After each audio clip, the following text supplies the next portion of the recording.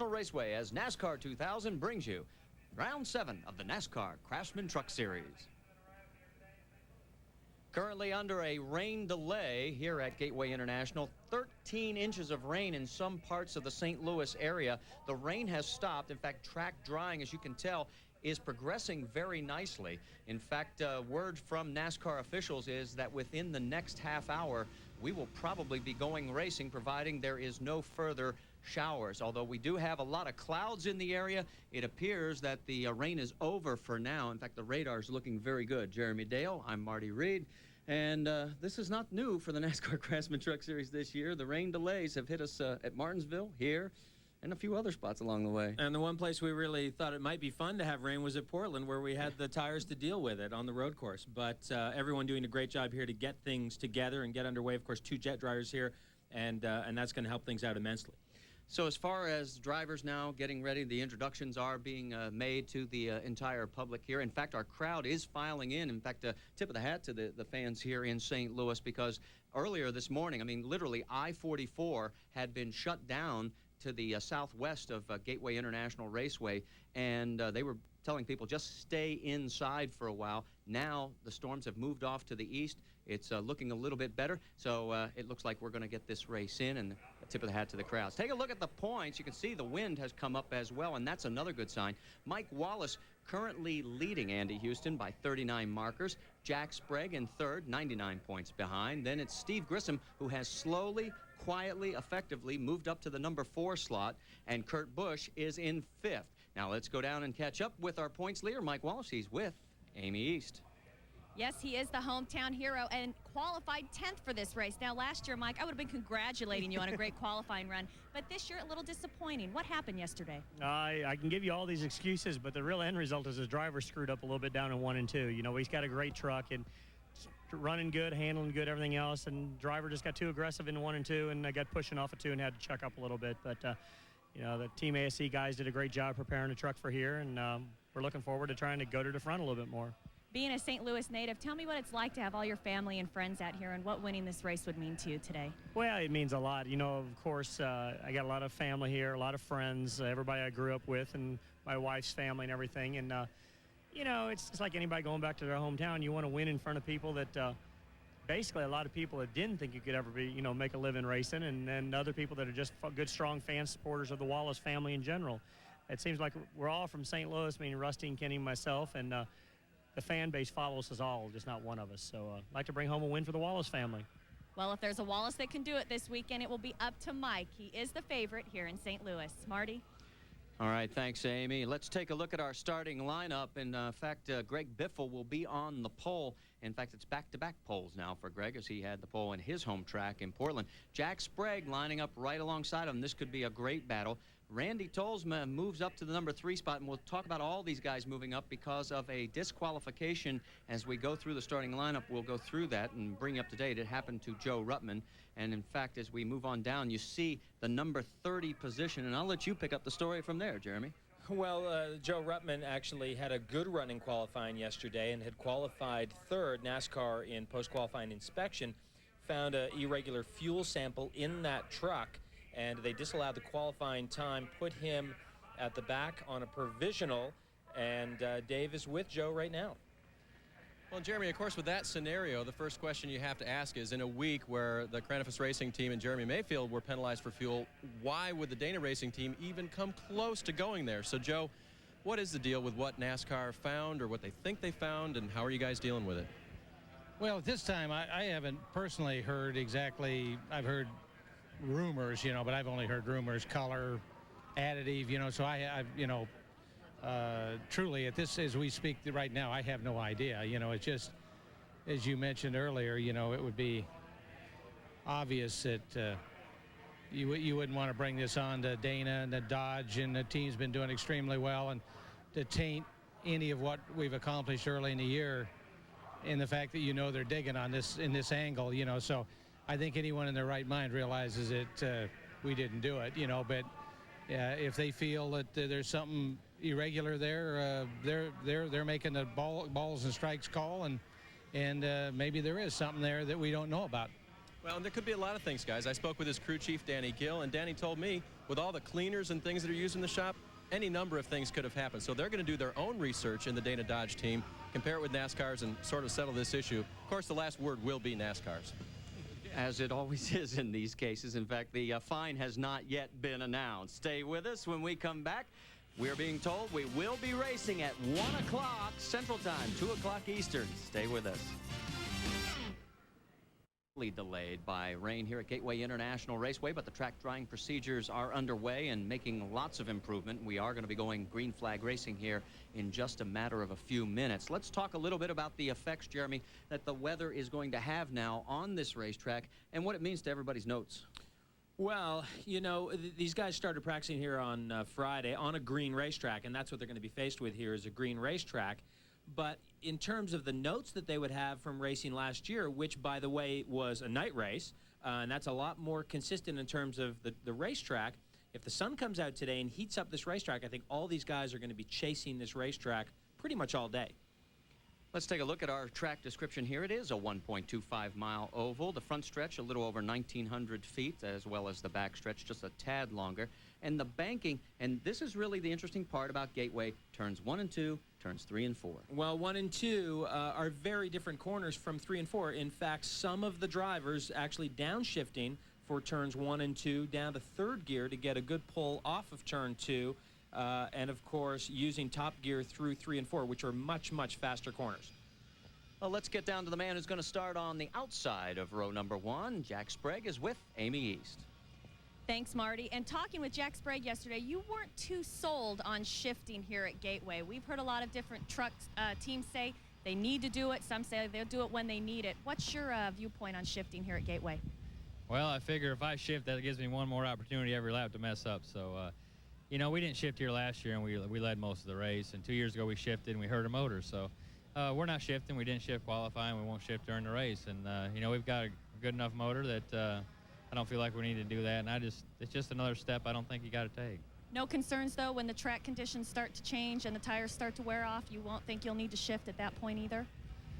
I don't know. I tell you, Dennis is giving me a real hot rod here, and it don't seem to be slowing down. So I don't know what this rain will do to us. It surely cleaned the track off, but it'll get rubber buildup back on it. We should be back to where we were, but these guys are giving me a great truck like they have every week, and man, this is a better truck than I had last year, and I had a great truck here last year. Well, Jack Sprague is running in the truck that he ran Phoenix at, and we all know how good he does at Phoenix. So look for Jack Sprague to be really tough here today. Marty? Well, Amy, also remember Jack Sprague has finished 3rd and 4th here and has led 97 laps. There's Dennis Conner, the crew chief, overseeing everything. And he's coming off 3 straight third-place finishes. So this team is on the verge of finding victory lane for the first time in 2000. Well, and you know, a lot of the talk has been about Andy Houston and Mike Wallace and why hasn't Greg Biffle been winning races coming off 9 wins last year. But everyone seems to be forgetting that Jack Sprague won this championship last year, and he didn't win the most races, but he's probably the most tenacious racer in this field and certainly the most experienced in the truck series at this point. Maybe we haven't talked about him too much, but a lot of the racers are certainly looking in their mirror for the number 24 GMAC Financial Services Chevrolet. And there is another guy they're going to have to be chasing today. That's our pole sitter's truck. That's Greg Biffle's Granger Ford, and Dave is with him. And remember last year, guys, Greg Biffle told us before the race that he wasn't going to shift that truck, and then, of course, our audio picked him up, shifting all day long. Greg, what about it this year? Some of the teams have chosen to. You guys have, what have you chosen? Are you going to shift every lap or only under certain circumstances? Mostly under certain circumstances, but we got the truck and the transmission to be able to shift every lap if we have to. If the truck tends to be too tight in the corner down there 1 and 2, we'll shift every lap. But, you know, whatever it takes to save the tires and fuel and, you know, try and get the Granger Ford in the winner's circle for the first time this year. Now, what about that? You made some radical changes before actually qualifying yesterday. And 2 years ago, you burnt the right front off the truck. Any concerns there on your right front here? Not really this year. A little bit of concern last year, but this year we've come with a package that'll last, I hope. I got my fingers crossed, but not as much camber gain in the right front, and it tends to make the tire last a little bit longer. But we're just excited to start up front beside our rival Jack Sprague, and we're just ready to race today. Does it feel good to be back at a track where you do have a victory and to start this whole victory thing over again, you hope? Exactly, you know, and I thought we had a great opportunity last week at Portland, but, you know, just fell up a little bit short at the end there. But, you know, we're excited to come to a place that, another place we've won at and try it again. This was run in August last year, guys. Hopefully he can repeat the feat in May. And the number 50 being pushed out onto the starting grid area, and Biffle with his 10th career pole, back-to-back after taking the pole at his home track at Portland last week, and has a very good legitimate shot at winning this race. And you mentioned it, you know, he's 8th in the points, which is 4 worse than he was at this point last year. But you and I were talking, that really isn't indicative of what kind of season he has had. No, they had a really rough race at Bakersfield, no question about it. And Bobby Hamilton, you know, was kind of in a class of his own at Martinsville. But aside from those 2 races, in the other 4 races, Greg Biffle has been in the thick of it, and they just have not had the luck that is necessary to win on a regular basis. And they had a lot of luck last year, but Greg Biffle, they're going to hit the combination, and they're going to win some races. You can bet on that. And maybe today is the day. As you can see, the entire crew bringing out all the trucks here at the Ram Tough 200 at Gateway International Raceway. Stay with us. International Raceway for the Ram Tough 200 by Pepsi. Our weather delay, about we're 20 minutes into it right now, but the track is drying. The trucks are being pulled out onto the starting grid, and the crowd has turned out. And tip of the hat to everybody in the St. Louis area, as it was just awful earlier this morning. There you see the jet dryers still doing their thing, finishing up the track drying process. Marty Reed along with Jeremy Dale, Dave Burns and Amy East trying to keep their feet dry down in pit lane right now. And earlier this week, Jeremy, some of the drivers from the NASCAR Craftsman Truck Series, with the help of Tiffany Tolsma, wife of Randy Tolsma, took a visit to St. Louis Children's Hospital. And I think the drivers and all of us that were there got more out of it than probably the kids. The Children's Hospital, established in 1879, specializes in the treatment of pediatric illnesses, injuries, and congenital disorders, and it's ranked as one of the best children's hospitals in the country. They have 235 beds, and of course, the guys took hats and all kinds of posters and cards, and the kids were just amazing. I mean, just to see them light up those smiles, it was worth it. And best of luck to all the kids over there, and thanks for letting us come over and share the day. Yeah, what a great day. Where you want to go? Well, I'll tell you, the great thing here is that, you know, the fans have shown up. The drivers are ready to race. But I'll tell you, everyone's going to be chasing this racetrack, and one of those guys is going to be Randy Tolsma. I think Dave is with Randy Tolsma. I am Jeremy, and of course the Children's Hospital, very near and dear to Randy's heart. Something else close to his heart are his boys, and his boys have been working overtime this weekend. A story we're going to cover throughout the broadcast today is what has happened with the Impact Motorsports team. Let me just give you this much right now. Randy's guys have been working 2 trucks, the 25 and the 86. And Randy, how's that been affecting him? I mean, you guys had a lot to deal with this year already. Now you got them kind of working double duty. I have a good group of people. Everybody on the Citgo Superguard Dodge are class individuals and quality people, and it shows. You know, they've helped Doug George out and qualified real good there as well. And you know, my truck obviously hasn't hurt our quality because we've qualified better than we had all year. So guys are doing a good job, and their heads are high. And you know, we were able to bring some race day guys in early, so you know, they get their hands on a little bit more than usual, and brought in a couple people to help out. So it's worked real good. And you know, like I said, I can't say enough about my guys because they've worked real hard and obviously doing a great job. Okay, and obviously they'll only be pitting Randy's truck, so he will have that to his advantage. He qualifies 4th. Now here's Amy East with Kurt Busch. Thanks, Dave. And Kurt Busch, of course, is our top rookie contender so far this year in the NASCAR Craftsman Truck Series. You wouldn't know it. He's currently 5th in points, but you did qualify 16th for this event. Is Gateway a little more tricky than you anticipated? It's a tough little course. Had a lot of anticipation coming here. We've been fast in practice and happy hour. I just told the guys I need this and this for qualifying, dialed myself right on out. So we'll be all right in the long run. How do you feel about coming to some of these tracks for the first time? I mean, obviously, you'd not run here at Gateway before, I'm assuming. This place just had to you know, amaze you at the odd shape of this track.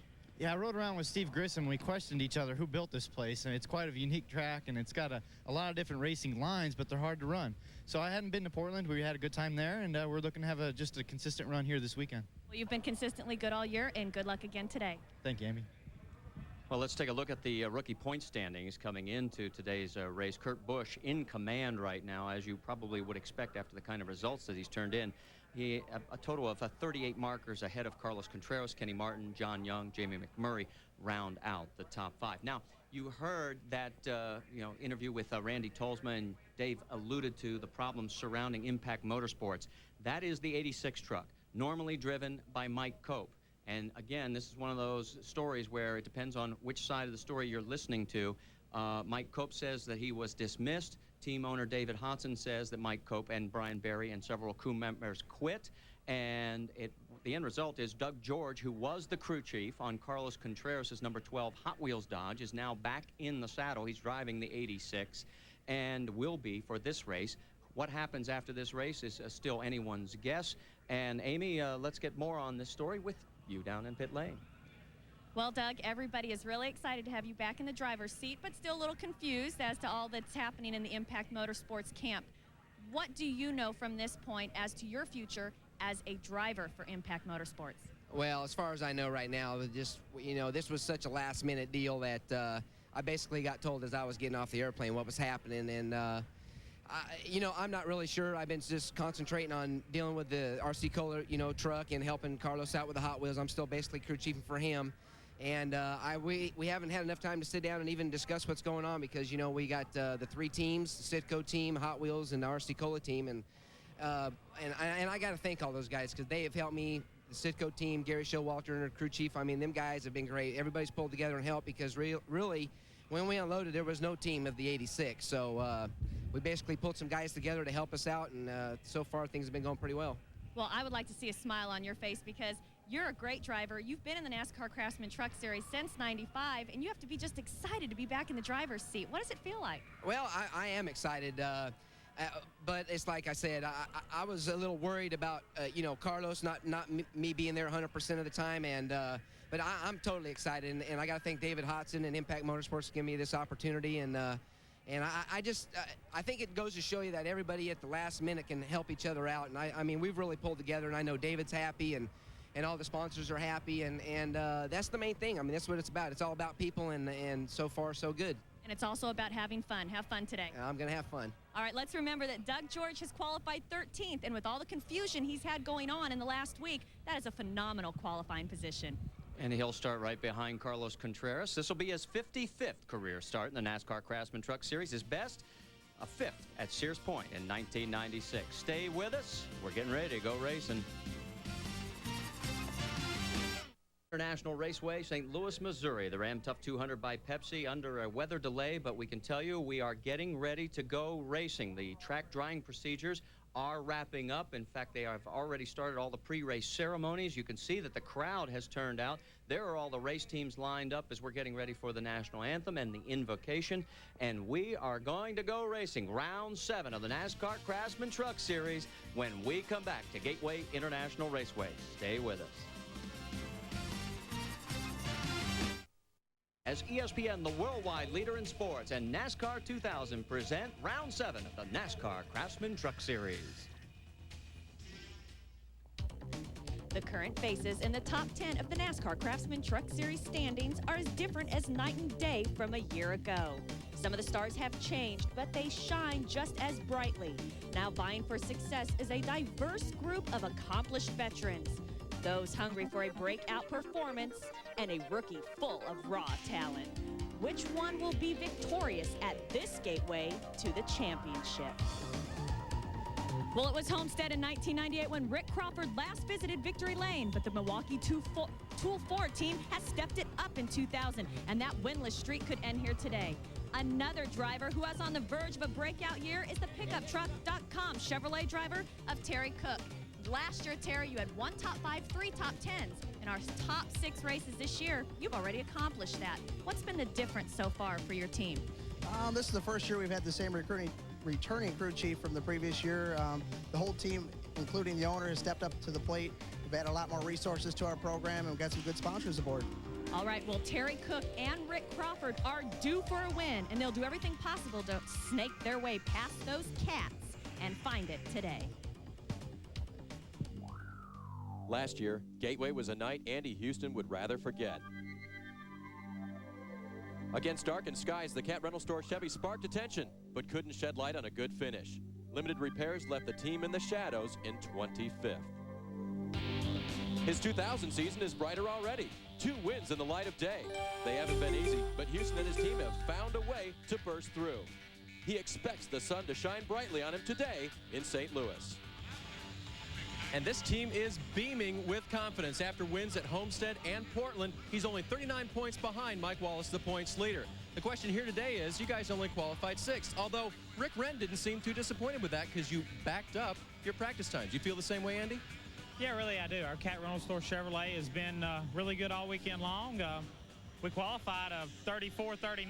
Well, on about 30 lap tires, we could still run a 34.40. So the truck stays pretty consistent, and I'm looking for some long runs today. And, you know, I feel like it's a place that owes us a little bit, and we're going to try to make it 2 in a row. And a 34.40 all day long may just get Andy Houston to victory lane. Day or night, the NASCAR Craftsman Truck Series rocks the asphalt at Gateway. They race door handle to door handle, scrape the walls, and battle it out until the checkered flag falls. But just because you found success here before, there's no guarantee you'll be in the spotlight again. Racing, like any other sport, is very mental. This time last year, Greg Biffle had recorded his first victory, was 4th in the points. This year, he's still looking for victory number 1 and is 8th in the points. He says it's not bothering him. What do you think, Jeremy Dale? Well, you know what? I believe him. I think that aside from a couple of races, they have been strong. They won 9 races last year. This team has not forgotten how to win races, and they will win in the year 2000. And he's going to start from the pole today, his 2nd in a row. But don't count out the man starting right alongside of him, Jack Sprague. He has finished 3rd and 4th here in the prior 2 races at Gateway, and he has 3 thirds in a row. He's 3rd in the points again. He's ready to win for the first time in 2000.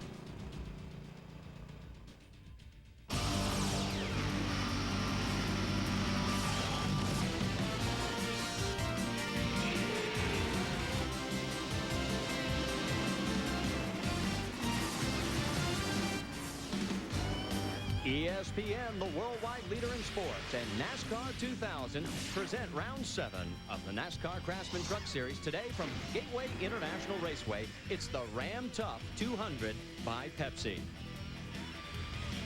Take a look at the championship points chase after 6 rounds of racing. Mike Wallace has a 39-point lead over Andy Houston. Jack Sprague is in 3rd, just 99 back. Steve Grissom, 4th. Kurt Busch rounds out the top 5. As the crowd continues to file in, the engines will be firing soon, and we will set the starting field for you here at Gateway when we come back right after this. Is wrapping up. They are finishing up a few areas where they've got a few damp spots here at Gateway International Raceway. And there is the jet dryer, one of 2 that we've had working feverishly. The rain stopped literally about an hour and 45 minutes ago. And we are very, very close to going green flag racing. We talked about Rick Crawford in the beginning of our show. Let's go down to Dave. He has caught up with the man himself. And Marty, he almost broke through last week at Portland. I'm with road course ace, Rick Crawford. Rick, after last week, you got to be pretty confident heading back to the ovals, huh?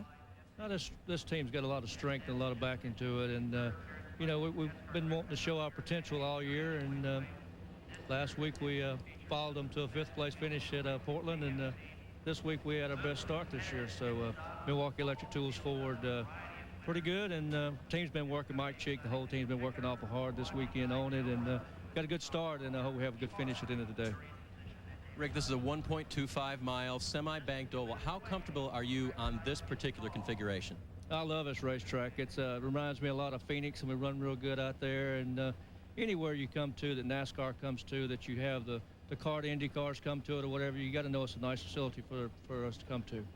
Okay, that is Rick Crawford. Amy's standing by with one of the patriarchs and the crew chief of the 43 truck. Thanks, Dave. And we all have expected a lot out of Steve Grissom this year, and his crew chief, Fred Wanke, has got to be excited thus far, quietly sitting 4th in points, today starting back in 14th. Yeah, we've kind of snuck on him a little bit. The Dodge by Petty is running good. Steve's doing a real good job. The biggest thing is we're getting to know each other a little better. It's kind of hard, you know, when you look at the teams that's in front of us that's been together for years. So, you know, we're learning every week, doing better. The motors are better. The motor room's working hard. The car people are working hard. Dodge is working hard. So everybody's working hard. We're doing good. All right, well, Steve Grissom is going to give it his all. Again, he's not run here at Gateway before, so 14th is not that bad. But like Fred Wanke said, quietly, they'll definitely be working their way up towards the front. Well, Grissom finished his worst this year at Homestead, which was 11th. And last week, of course, at Portland, he was 8th at the last time out. And the key here is he's always finished better than he started. Yeah, he seems to race very, very well, and he was particularly impressive at Bakersfield. But you know, I think Fred Wanke hits the nail on the head. The communication is so critical, and you look at the teams that are in front of them in points, and they've been there, and they've got their lines of communication open, and they're communicating well, and they're just catching up, but they're catching up very, very quickly. Another guy who is coming on strong is Brian Reffner. Dave Burns is there. And he drives the Johns Manville Chevrolet. And, you know, his boss, John Menard, was here. He had some other commitments he had to run off to. How about it, Brian? You do better when the boss is in town or when you send him home like this? Well, I don't know. We're hoping to do well when he's here and when he's away because, you know, we want to have a good year. We want to have a good finish here. So, you know, John's not here, but we're going to have a great race today. What about last week? Another guy, an Oval Tack veteran who ran 7th at Portland. You guys, did it build the confidence for you, or was it just sort of like a one-off for you? Oh, it really was a confidence builder because I wasn't able to run at that track last year. And for me, road racing is knowing the track. And we didn't have a whole lot of practice. And you know, I was really happy with that finish. The guys dug in, and Les Bach, you know, come up with a good setup that was comfortable for me. And, you know, we go back there again, we'll be all the better. Okay, if Brian can take home the win today, it would be his first. A guy who has won before and here at Gateway is standing by with Amy. Thanks, Dave. And Rick Corelli has been successful here at Gateway. Starts 9th today. Rick, are you pleased with your qualifying run, or did you expect to be a little bit quicker? Well, actually, I expect to be a little faster. We were in the top of the sheets all weekend, you know, the top 5, and I tried to get a little too much getting into 3 and got a little loose. But hey, we're up front. You know, we've been in the back before, and this is really good. I like this racetrack, and we're coming back after 98. So I left 99 at home, so maybe we can have some success here again. Okay, well, good luck to Rick Corelli. He told me just before the driver introductions that he is constantly consistent, and so look for him to be running just as fast during the race as he ran in qualifying. Dave Burns? Let's get a quick thought from Dennis Setzer. Dennis, we were sort of sitting in your trail yesterday talking bench racing here. What did you guys decide to do as far as your transmission, shifting, not shifting here at Gateway this weekend? We've got it available to shift. You know, if you get in a situation where you get bogged down off a corner, I can throw it up in another gear. On a standard deal, probably I'm out by myself. I won't shift, though. And what about the gearing, Dennis? Last year we felt, and we got it confirmed with you, that maybe you had the wrong gear in there. You feel better about that this year? Got the same gear. We'll see. Now, wait a minute. You kept the same gear as last year? Is that true? More or less. You know, the times have slowed down a little bit this year. I don't think none of the times are as fast on the track, so maybe that gear's the gear of choice this year. We'll wait and see when the race is over. All right, Marty, pay attention. They go with the same strategy in the one truck as last year. Well, the one thing he changed was the chip. Howard Comstock told us last year they went with an 8,800 RPM chip. This year they're going with 9,000, and that's why they're going to stay with the same gear. Look at this crowd. They have really come in despite all the foul weather in the area. We're getting ready to go racing at Gateway. Stay with us.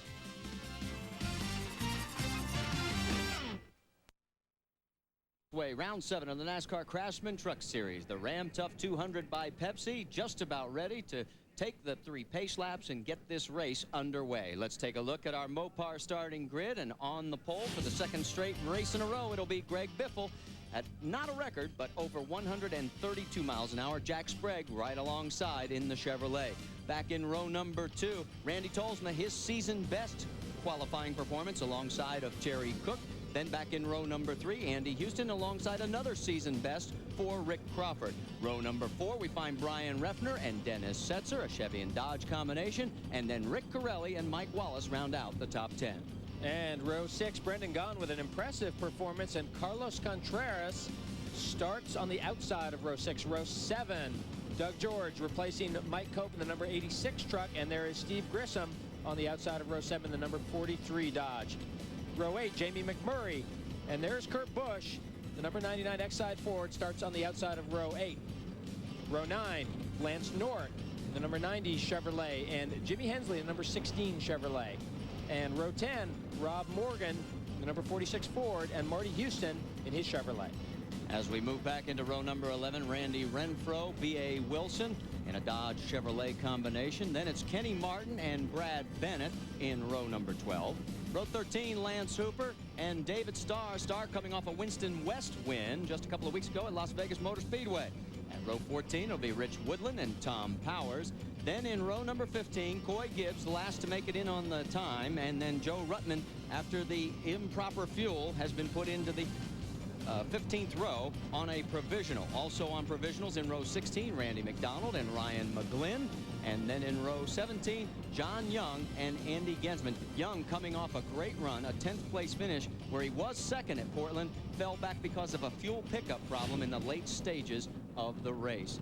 So there is the 34 trucks lined up, and there is Joe Ruttman. Now, what happened in post-tech inspection yesterday, in case you're just tuning in, is that Ruttman's truck was found to have improper fuels, and that was a penalty, which obviously he lost his third position on the qualifying sheet, was moved back in a provisional spot, and therefore finds himself way back in this field. And the trucks begin to roll off here at Gateway International Raceway. Our race analysis, 160 laps. It'll be 200 miles. The purse over $500,000. The pit window, well, tires are not going to be the factor here because you're going to have to stop for fuel first. And the race record, Greg Biffle set it last year at just over 111 miles an hour. Now, the race fact there, no NASCAR Craftsman truck driver has ever had his career best. Obviously, that does not include the 2 race winners. They had prior victories before they came in. We'll have the start of today's race here at Gateway when we come back. Stay with us.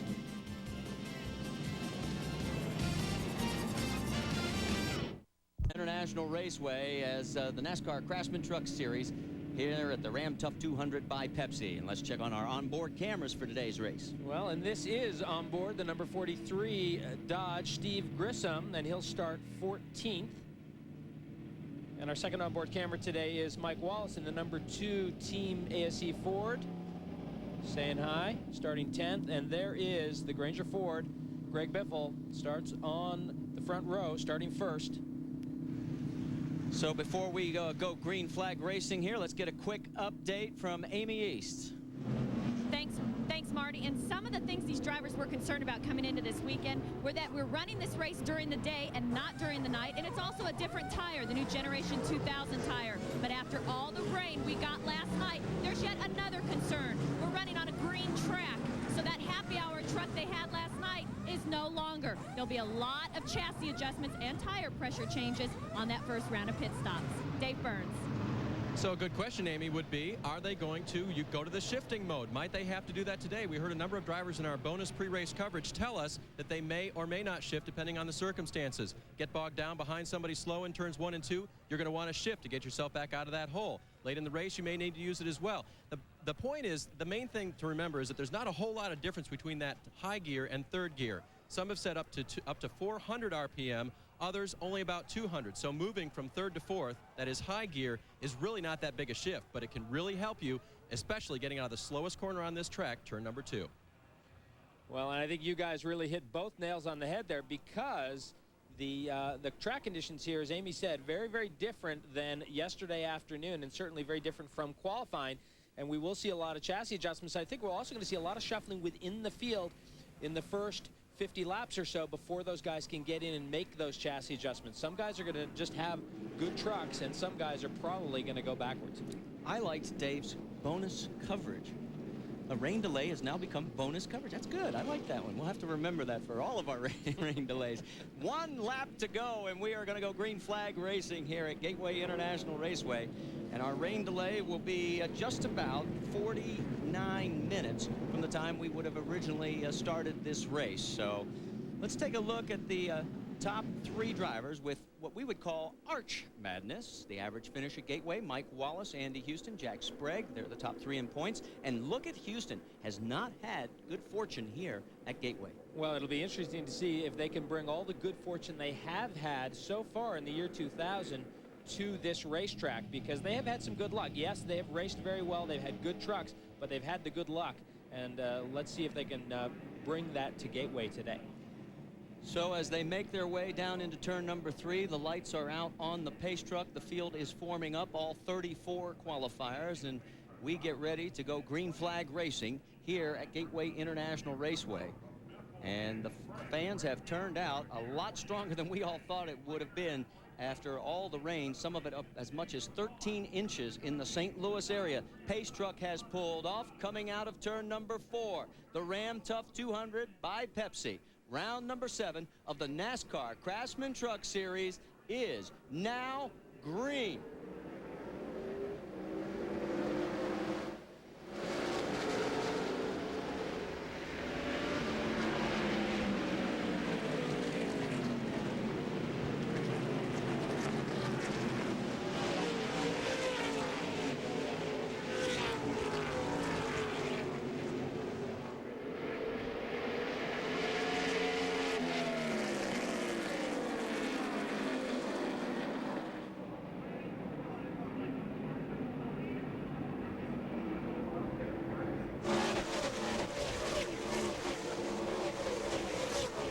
coming to the line. The first lap will be led by Greg Biffle, followed by the 24 of Jack Sprague, then Terry Cook, Randy Tolsma, Rick Crawford. And look at the battle going on back here a little bit further.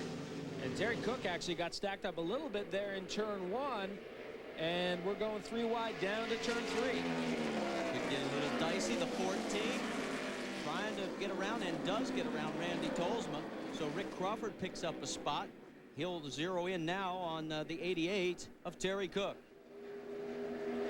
Andy Houston right behind Randy Tolsma. This is down into turn 1. This is where Cook kind of got stacked up the last lap, and you can see, oh yeah, he's loose, very loose, coming off turn 2, and that'll give Crawford a run down the back straightaway. So Terry Cook in some trouble. Here we go. We're going to try this 3 wide again. I think not. And there goes underneath Rick Crawford. Can he hold on to the position? Cook on the outside. And it is. Crawford will take over the spot. And here comes Randy Tolsma with the 60 of Andy Houston in tow. This is where we saw Terry Cook on the last lap get quite loose. And he's kind of hung out on the high line there with Tolsma underneath and Houston as well. So another drag race down the back straightaway. And side by side into 3. Tolsma has to back off the throttle a little bit. Cook seems to like that turn 3 and 4 high line, although it's still not paying enough dividends. He's holding on to the position barely as we cross the stripe.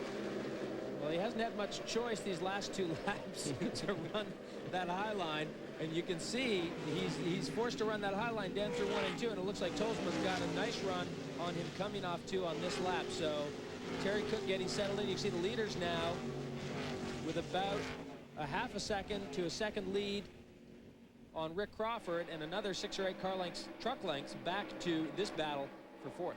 What these two are going at it again for another lap. They have stayed together side by side.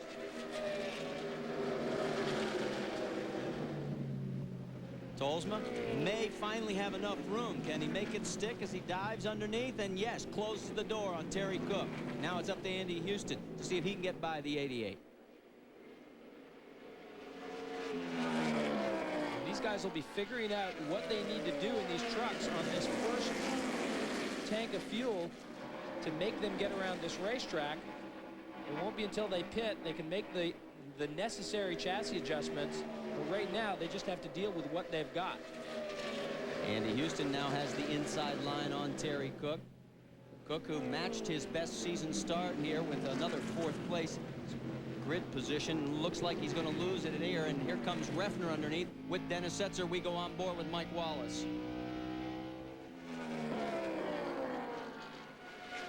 And on the back straightaway, Refner now trying to get underneath.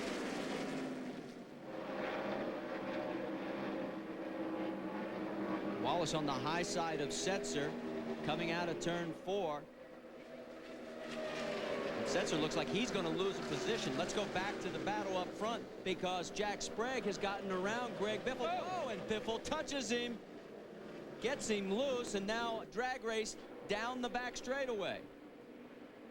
Biffle tries to move him over a little bit. And did I see him point a finger at Jack? Well, you know, that's interesting. I don't think Biffle did that on purpose. I think that's Randy Goss saying save the tires. You're going to need them the last 30 laps. You don't want to slide these trucks around too much on this green racetrack. I don't think Biffle hit him on purpose. I think he just got caught out there. And I think probably Sprague, we didn't see the lead into the pass. I think Sprague was probably better off turn 4, got a run down into 1, but Biffle looks like he's a little bit faster in 1 and 2. Let's go back and see what happened. There's where he gets him loose. Well, he gets him loose by giving him a little nudge there, and I think that Greg Biffle was thinking, I want to get on the throttle and get a run out of 2 down the back straightaway, and Sprague just wasn't on the throttle quite as early. On board with Greg Biffle. We've completed 9 of 160 laps. You hear him go down to 3rd gear there. Greg Biffle clicks it down to 3rd gear right in the middle of the corner. There's the upshift.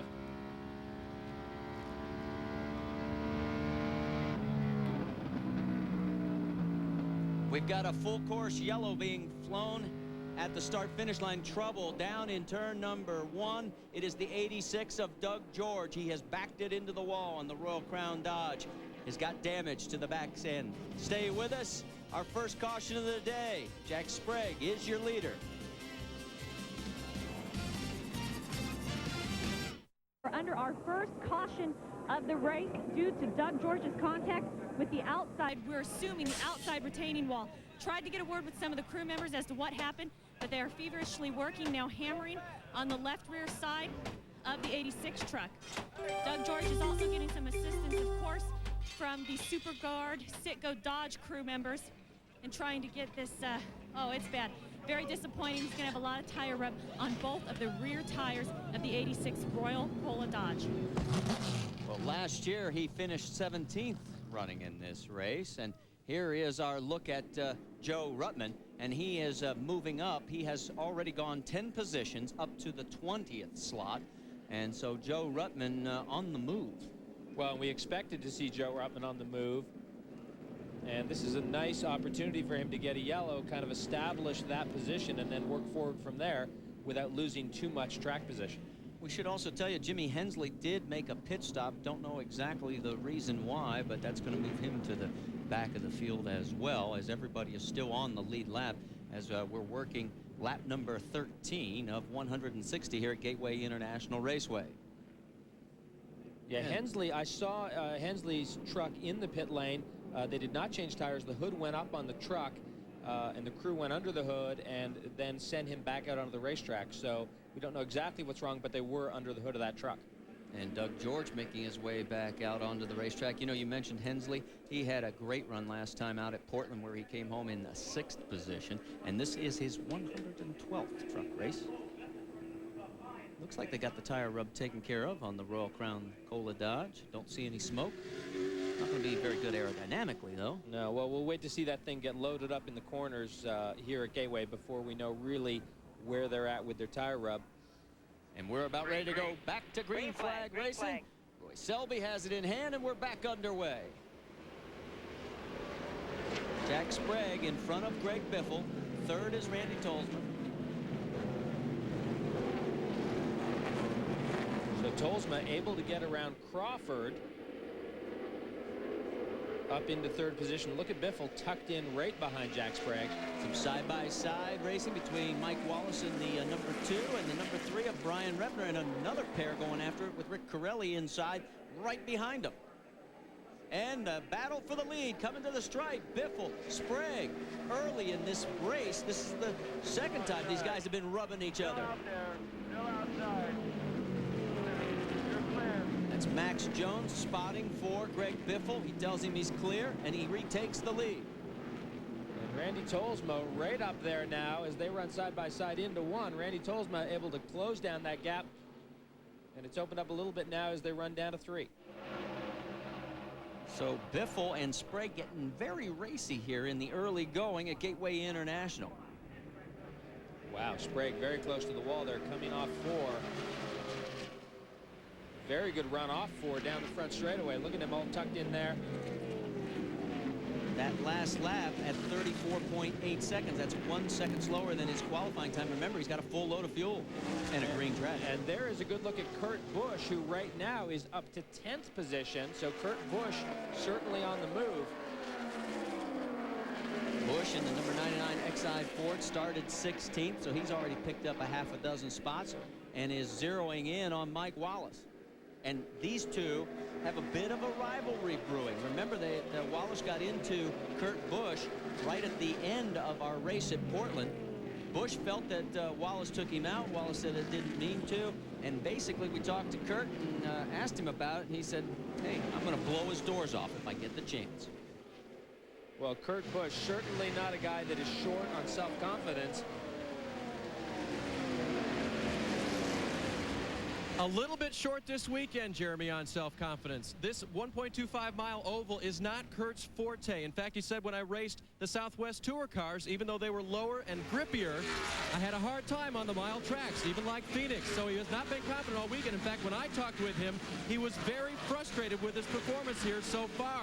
So he's still learning the mile ovals, the flat mile ovals, as he calls them. Looks like he's learned it pretty well today, and I think the tussle with Mike Wallace is the least of his concerns on this type of track. Well, he's got 4 top 10s in 6 races, and for a rookie, the record is held by his Killer Bee teammate Greg Biffle, who had 12 in his '98 rookie campaign. Well, you know, he can say that he's a little short on confidence, but the bottom line is when this guy gets in the truck, he really knows how to race, and he races aggressively. And at Phoenix, he actually was too aggressive. He was really sliding the truck around a lot, but if the Roush guys can keep control of Kurt Busch, he will be a factor. And there is Tolsma now, just a few truck lengths behind Jack Sprague, as Biffle is now out to, oh, yeah, Biffle only about 3 truck lengths in front of Sprague.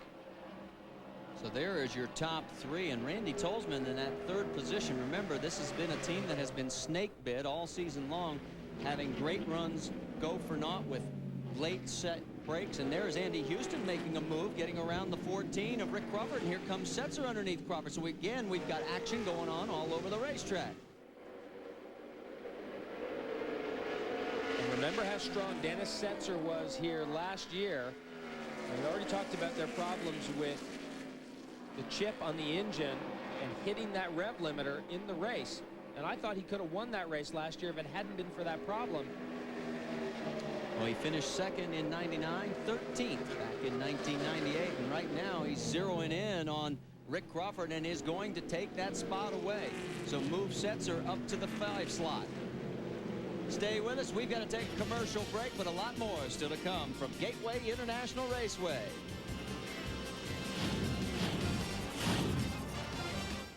International Raceway, we've had our 3rd lead change during the commercial break. Jack Sprague got around Greg Biffle, and these two doing a little bit of maneuvering on each other. Here comes Randy Tolsma zeroing in on the 50 Ranger Ford. And Tolsma had it up inside Biffle the last lap in 3 and 4, and now he makes that stick. And I think Biffle now struggling a little bit with his truck. And here's the pass down into turn 1. Now watch Biffle here. He tries to hang on to the position, gets up high. Look at the big wiggle there. And you can see Greg Biffle now struggling just a little bit with that truck. And the question of tire wear will certainly be talked about down in the Biffle camp. And Randy Tolsma has now opened up about 3 truck lengths over Greg Biffle. So the top 3 has shuffled as Sprague, Tolsma, and then Biffle. And for Tolsma, this is his best start since St. Louis here last year, and he has led 33 laps here in the past, so he likes this racetrack. Lots of radio chatter from Randy Tolsma, but it's all positive. Just a tick tight off of 2, awesome off of 4. He says he gets a little aero tight when he's behind the 24 truck, but guess what else he said about Jack Sprague? He radios in, you know what? When the 24 points that thing, it goes, doesn't it? So Randy knows he's got some stiff competition up front. But right now, everything good in his camp. Well, no one's ever accused those Hendrick trucks of being short on horsepower. And look at Kurt Busch now. That is a battle for 7th. Busch in the XI Ford. And look at Joe Ruttman from his 30th starting position, knocking on the door of the number 14 Milwaukee Tools Ford as well. And no, don't do this 3 wide, guys. It won't work. Well, not down into 1. Here we go. Hang on. Somebody's got to give. Yes. Ruttman says discretion is a little better part of valor. Oh, a little wiggle by Kurt Busch. And that's the identical wiggle we saw on Biffle's truck just 2 laps ago. Let's get an update on Joe Ruttman. Amy? Well, he is definitely the man on the move, and they want this bad. After having to start back in 30th position, you guys can now see he is running solidly in the top 10, and he's not giving up. He's gotten a truck or more a lap since the green flag. So right now he's reporting the truck's perfect and that he wants it bad. Let's watch Joe Ruttman. I have a feeling he's going to make his way up to the front here, maybe within the next 8 laps. Boy, how about this? You got the youngster, 21 years old, Kurt Busch, and then the number 99, and then the oldest guy in the field, 55-year-old Joe Ruttman right behind him. I got a question for you. We saw the serial scoring. How about as we go back up front, is he using those tires too much? Well, he may not be worrying about that. He may feel that he can afford to burn a set of tires off the truck to get up to the front and get some track position. We've got problems. Oh, we had a spin. John Young took the CMP Ford around for an unscheduled tour of the racetrack. Looks like he's got it back underway. Not too worse for wear. Don't think he hit the wall, but and no yellow has come out, so we'll see if he makes his way towards pit lane. That's the battle up front. Sprague with Tolsma closing in, and there they go around John Young, who has slowed markedly. Let's go back and take a look. And this is coming off turn 2. We don't really see what leads up to that, but certainly the truck backwards when we see it. And there looks like there's something under the truck, and we can't really tell what that is. Maybe he broke a sway bar or something like that, but certainly he is headed for pit lane. Well, he had that problem in practice. Remember, he told us they broke a sway bar, and maybe he's had a recurring problem there, and he is headed for pit lane. Meanwhile, there is the battle for the race lead. Jack Sprague in front of Randy Tolsma. And you can see Sprague running a little higher than Tolsma coming off turn 4. Well, we have completed 31 laps, now 32 here at Gateway International Raceway of the scheduled 160. And Jack Sprague is your race leader. Board with Greg Biffle, the man who won that race last year, and he is in 3rd place behind this battle for the race lead. Jack Sprague in front of Randy Tolsma. And Tolsma continues to push Sprague very hard. You can see that gap now back to Biffle at about 1.5 seconds. And boy, Randy Tolsma keeps it glued to the bottom there through 3 and 4. But he doesn't get off 4 quite as well as Sprague. Well, Tolsma's best finish this year so far was the 6th back at Homestead. His worst was 31st at Phoenix. Last time out at Portland, he was 29th.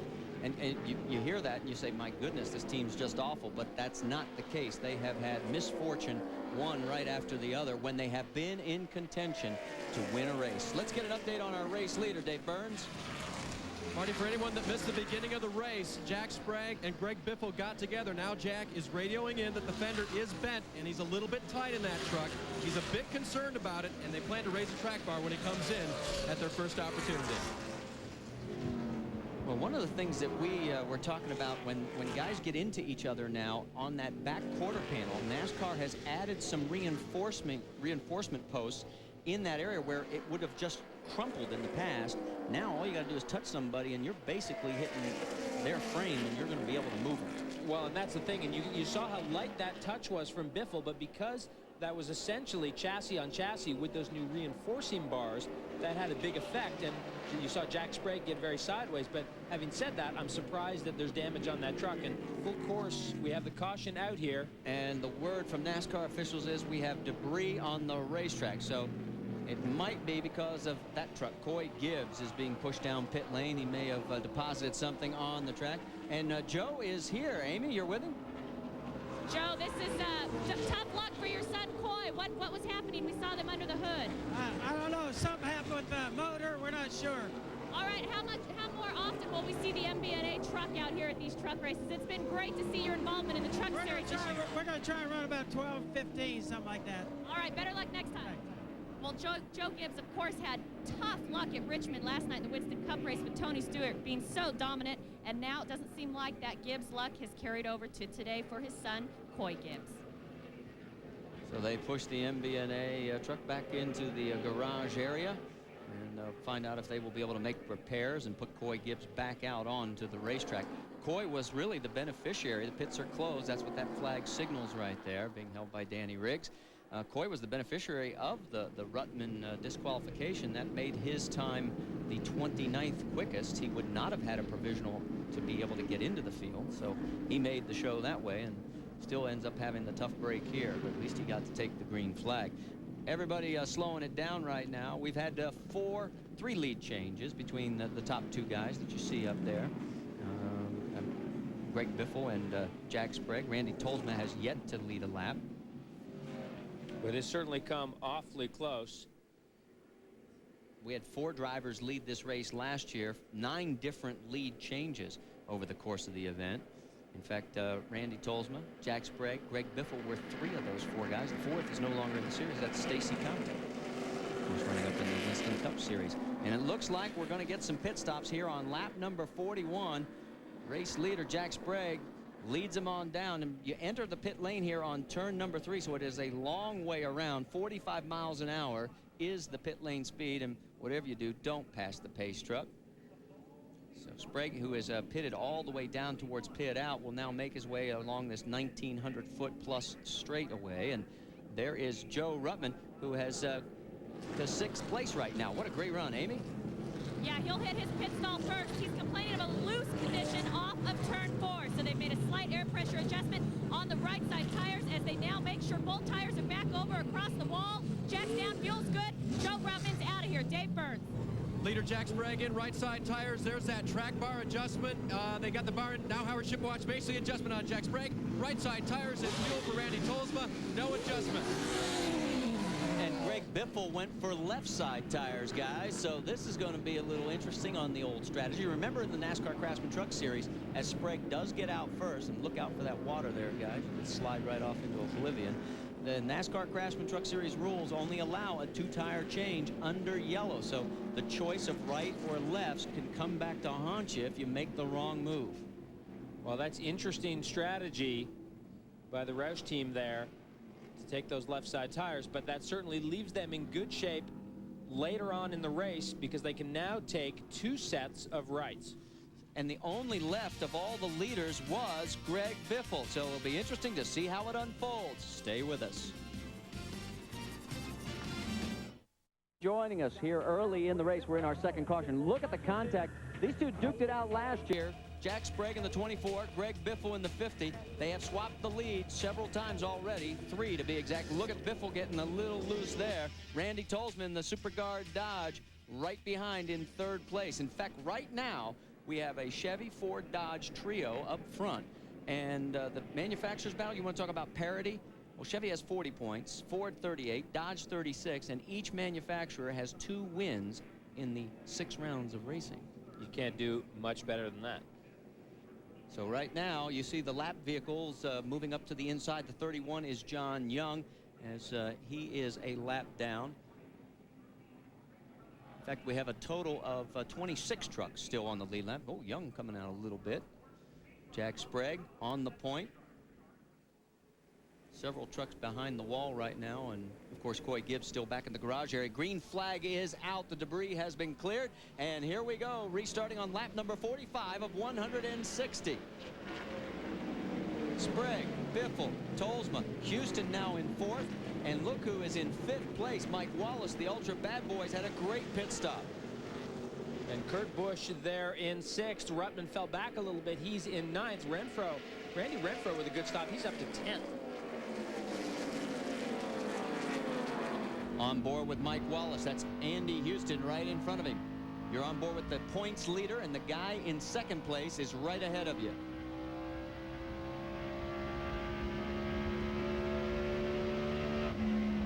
.39 markers separated these two coming into today's race action. Whoa, and Houston got a little loose there. Brendan Gaughan in the Napa Auto Parts Chevrolet. Got a quick glimpse of Brendan making a tour out there. He has dropped back to 19th position. And here we go. Tolsma trying to look underneath of Biffle. Can't get it done. Biffle stays on that high line. Inside. That's Max Jones talking to Greg Biffle. We're on board with Biffle. Inside. Inside. Inside. The 60's coming too. Inside. Inside. Inside. Well, Biffle had to get out of the throttle there.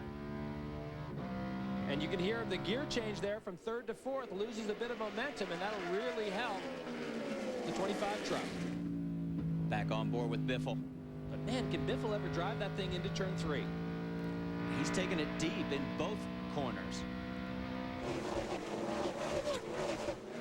And look at the trucks behind him that have closed up. Andy Houston, Mike Wallace, Kurt Busch, all of them right there. Mike Wallace also, we got a little higher than I think he wanted to that circuit. Whoa, Biffle came close to the wall. Down the back straightaway, 1,970 feet. On board now with Mike Wallace again. feathering that throttle a lot. And he's wanting to take a run at Andy Houston here, going down the front straightaway. Able to get to the throttle a little bit earlier. And so now Mike Wallace inside Houston. And that is going to move him up to the 4th position if he can hold on to it. Looks like he's got it. And did you see Biffle slide up the racetrack? Tolsma's around Biffle, and now we're 3 wide. Kurt Busch on the far right of your screen. He's going to try and take advantage of the bobble that sort of checked everybody up. And yes, Busch gets underneath. And we're listening to Andy Houston's radio on board with Greg Biffle. And that was all caused by Greg Biffle having a big slide up in there coming off turn 2, and Houston had to check up, and they gave Kurt Busch a big run. And there's Ruttman tucked in behind Wallace now. Let's get an update on Andy Houston from Dave Burns. Well, Marty, it's into the wall. It looks like Jack Sprague, guys. I know that's what you were looking at. We'll keep up to date on him. As for Andy Houston, things are okay. They changed right side tires, made no adjustments, and it's that sliding, Jeremy, that you were talking about that they're trying to avoid. That's been the word from Rick Wren, the crew chief, all day. Andy, keep those tires under you. This track is still pretty green. Yeah, that was not me goosing Jeremy Dale. That was him watching Joe Ruttman slide into the wall. But it looks like it did not do a lot of serious damage, although he did drop a spot or 2. And I'm not sure he actually even got the wall. It was hard to tell. He was up there sliding, and I'm not even sure he got the wall. Let's take a look at it. You can see Ruttman very high there, and Kurt Busch and Mike Wallace together, and Ruttman just gets up in the gray stuff, and I don't think he actually got the wall, but boy, was it close. He had to check up, get out of the throttle. You see Terry Cook got a run there on Joe Ruttman. So Ruttman back to 8th position. Terry has moved up to 7th, so he lost only 1 spot with the close call with the wall. And don't forget that Greg Biffle did not change right side tires, and all of these other guys up in the front did change right side tires. So Greg Biffle doing a pretty phenomenal job now in 3rd place, having not changed those right side tires. And while all this has been going on, that man right there, Jack Sprague, has taken advantage and opened up a 1.2-second lead over 2nd place Randy Tolsma. We complete another lap here at Gateway International Raceway. The music says we got to take another commercial break. Jack Sprague's up front. Stay with us. Terry, I think that's when I took my... Lap number 57, Marty Reed, along with Jeremy Dale, Amy East, Dave Burns. That is our race leader, Jack Sprague. And his race history here at Gateway, well, he is the gatekeeper because he has 2 top 5 finishes. He's finished 3rd and 4th. And he has led 97 laps, which leads all drivers here in the series at Gateway, but he's yet to win here. Well, he's got a good truck this year, but he had a good truck last year. And Greg Biffle won this race last year with some good pit strategy and a little bit of luck, and Jack Sprague did not have that last year. Let's get an update on our race leader from Dave Burns. When you mentioned pit strategy, Jeremy, pitting has been a problem for them this year. Remember, 2 races in a row, they had lug nuts jammed in their guns. They did not have it happen last week. They didn't have it happen this time, and they had a sub-10-second pit stop for the 2 right side tires they took, which is really good. And Jack's complaint was just a little bit tight from the center off, so they made an air pressure adjustment, hoping that fixes it. Well, 1.5 seconds now, this time by the stripe, is the margin back to 2nd place. Randy Tolsman, there he is, coming into the Citgo Super Guard Dodge, and then on to 3rd with Andy Houston right there, streaking on by. Then 4th is Greg Biffle. 5th is now Mike Wallace, and 6th is the Exide Ford of Kurt Busch. And you're on board with Biffle, and here comes Wallace. And I would say right now, Greg Biffle is the gatekeeper because these guys are lined up behind him. Remember, he did not take the right side tires on the stop under yellow, and all these other guys did. So Greg Biffle, and you can see Wallace there grab 3rd gear. That's a great shot. And look at the Exide Ford. Busch slingshots around and may take the position from Mike Wallace. And Kurt Busch does not let an opportunity pass him by, that's for sure. Remember, these 2 right now have a bit of a rivalry building. You heard Biffle feathering the throttle. Oh, he came close to the wall again. Well, he's running that higher line, and certainly he's not far off the wall, even turning into turn 1. So Greg Biffle having to drive probably a little bit harder right now than these other guys. And Kurt Busch makes it side by side with Mike Wallace through turn 2. On board Mike Wallace, you're looking at Kurt Busch. Busch backs out of it. Gives Wallace enough room. It's too early in the race. Remember, it's 160 laps. And the halfway mark, of course, being the 80 lap mark. We're working lap number 61. So that also begins to play in some strategy, because if the rain was to come back, this race would be official after 80 laps. And by the way, you can see Joe Ruttman now sneaking his way back up behind Kurt Busch. Terry Cook had gotten around Ruttman, and now Ruttman is back past Cook and sneaking his way up behind, right now sitting in 7th, coming up behind Kurt Busch. And there is Mike Wallace, currently running 5th, Kurt Busch 6th, Ruttman 7th. And Ruttman running laps a couple of tenths quicker than these guys in front of him right now. And as we move a little bit further on back, we're looking for Steve Grissom. He is currently running in the 11th position, and he has got Brian Refner and Rick Corelli breathing down his back bumper.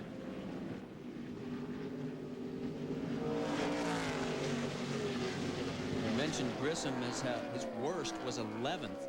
We're back at Homestead. His best was 4th at Mesa Marin. Last time out of Portland, he finished in 8th position.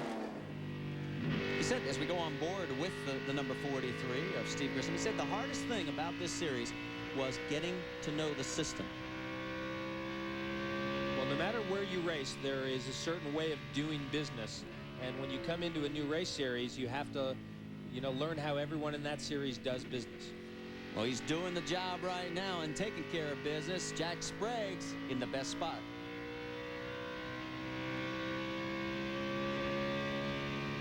International Raceway, you're on board with Greg Biffle. He has been bumped back to 5th place by his teammate Kurt Busch. Coming up tonight, a little bit later, we're going to shoot the puck, eh? Conference semifinals, Stanley Cup action, Game 6, San Jose at Dallas, 7:30 Eastern Time. Remember, ESPN 2 tonight at 7:30. And ESPN and ABC, the exclusive networks for all your Stanley Cup playoff action. For more, log on to ESPN.com, part of Go Network, go.com. I could not believe that game that went 5 overtimes. Uh-oh, Carlos Contreras, look at the right rear tire. Looks like he's going flat. And the Hot Wheels Dodge is not so hot right now, as he has slowed markedly heading for pit lane. And he'll make it down onto pit lane without a caution, and you can see very clearly the right rear there. Meanwhile, we go back to our race leader, Jack Sprague. The margin over Randy Tolsma is now up to 1.7 seconds. And there is Randy Tolsma in the Citgo SuperGuard Dodge. And boy, you just love to see Randy Tolsma have a decent finish. I mean, yeah, you'd love to see him win a race, but boy, if they had bad luck, and it would be great to see them have a decent finish. And there's Dennis Setzer, and these guys are having motor problems with the Mopar Dodge. He's actually gone down a lap now, sitting right now in 24th. So Setzer, and the word from pit lane is that he may have dropped a cylinder. So that is going to hurt him in the points. He came into this race in 7th, just 12 out of 6 and 162 behind the current points leader, Mike Wallace. Dave, you got more on the Mopar Dodge? I did speak with Howard Comstock, Dennis's crew chief, and he did confirm that, Marty. He thinks they might have broken a valve, and that is the problem that gave Setzer that missing cylinder. Hurts guys after that second place finish last week at Portland, huh? Yeah, it really does. They really had a great run there. I mean, he's not known for his road course racing. He and Andy Houston put on a great battle at the end. His worst run this year was 32nd back at Homestead when he had engine overheating. So here comes Ruttman with Biffle, and they're side by side. Not for long. And look at, he chases him right up the racetrack, and that's going to give Mike Wallace a nice little opening to get a run on Biffle down the back straightaway. So give another spot to Mr. Ruttman, move him up into the 5th position.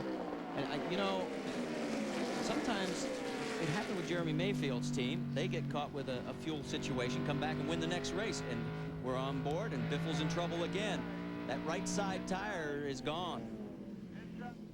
Well, he's definitely struggling a little bit with that truck, but compared to these other guys that are on much fresher right side tires, these guys run 3 wide down through 1 and 2. That's Kenny Martin in the 98 going a lap down on inside there. And look at now, Randy Renfro has closed up to this group of trucks. Randy Renfro in the number 41 Dodge. There he goes, just in front of the 98 truck. Had his best career finish this year at Mesa Marin when he came home in 5th position. And they've been quietly, effectively sneaking up on. He has a purple driving suit that the team has nicknamed him Barney. In fact, Barney even rides along in the truck every week now.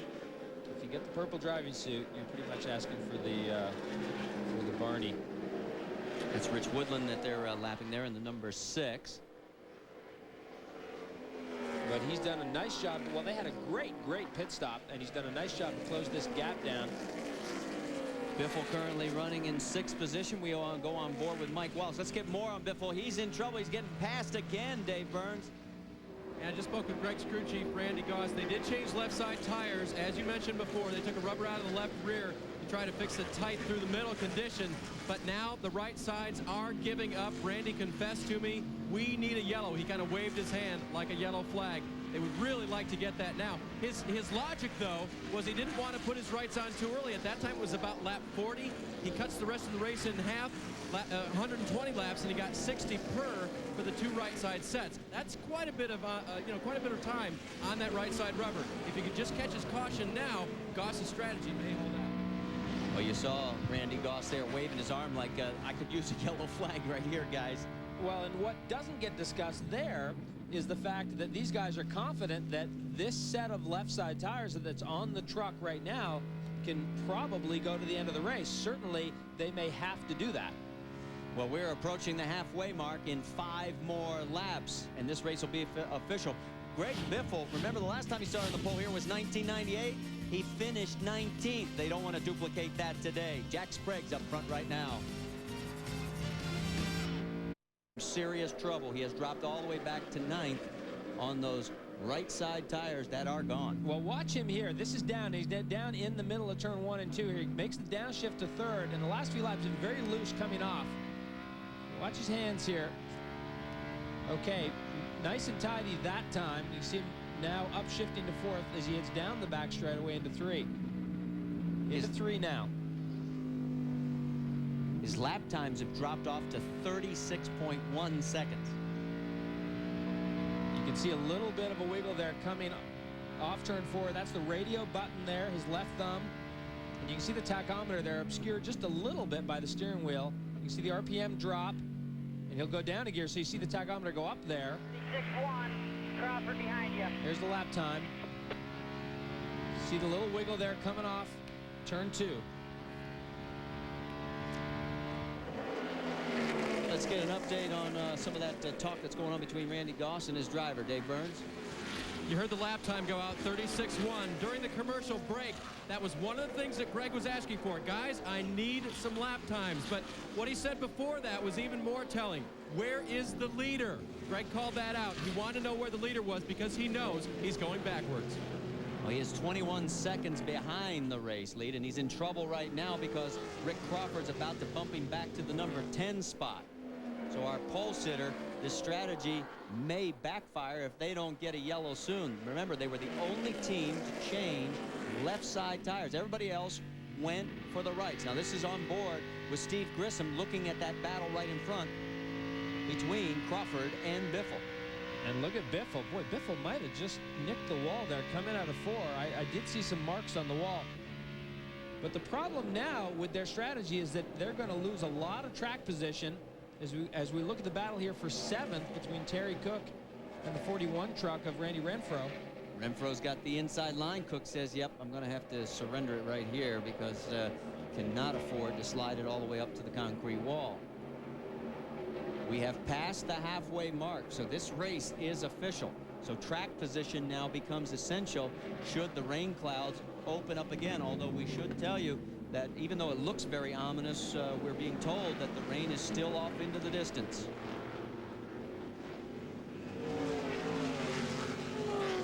Cook has lost a little bit of contact with Renfro now after Renfro completed the pass.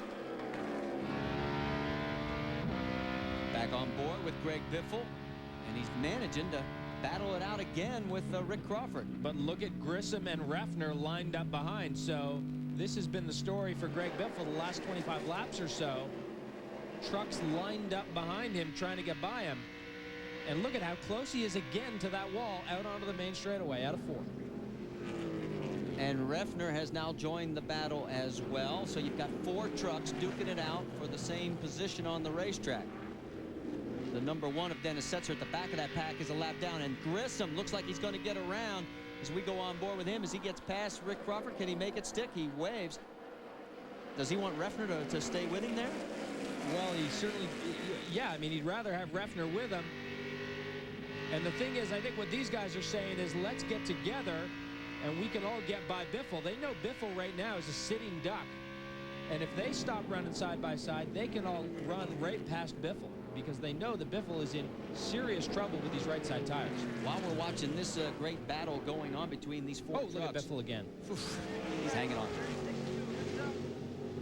We'll tell you that Jack Sprague's lead is 3.8 seconds, so no danger of missing a pass up front while all this is going on. Here goes Grissom underneath. This is for 9th.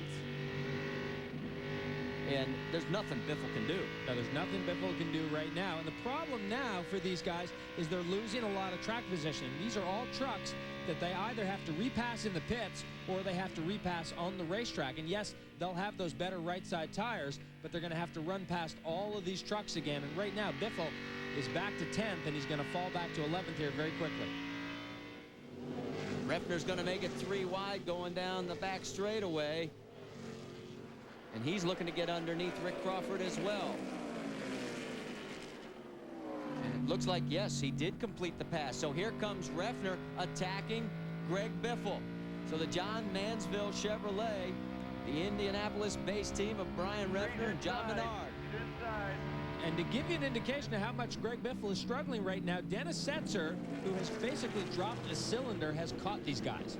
And that tells you where Greg Biffle is right now. Dennis Setzer is going to come up and potentially pass Greg Biffle. On the back straightaway, Biffle has lost another spot as Refner has bumped him back to the 11th position. And there is Dennis Setzer in the Mopar Dodge. That's Tom Powers in the number 5 as Steve Grissom puts him a lap down. Stay with us. We've got to take a commercial break. Meanwhile, up front, it's a 4.6 second lead by Jack Sprague over Randy Tolsma.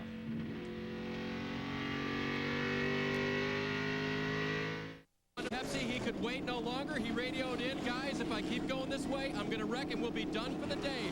4-tire change for the Grainger.com crew. They come around to the left side, talked about pulling a rubber out. See if they do it. No, tire goes right on. 4 tires in fuel for Greg Biffle, and he will re-enter this race a lap down. 19.9, a decent stop for these guys. Hey, be careful. Did you see water? Watch It's gonna be yellow, baby. Keep going, keep going. Watch the water there, but these guys were about to go a lap down anyway. Jack Sprague was only 2 or 3 seconds behind. Now this is Andy Houston. He's got a tire rub on the right front, so he's... The Cat Rental Chevrolet has got a flat right front.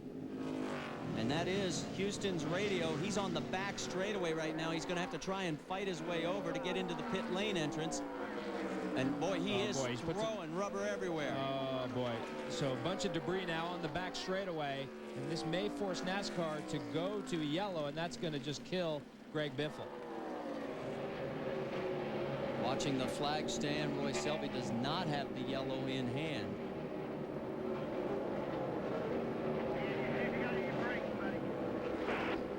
So Andy Houston makes his way around, but look at all that. I mean, that looks like a piece of metal back there, but that's well to the inside. You can see how far away the trucks are, and even if you put 3 trucks across.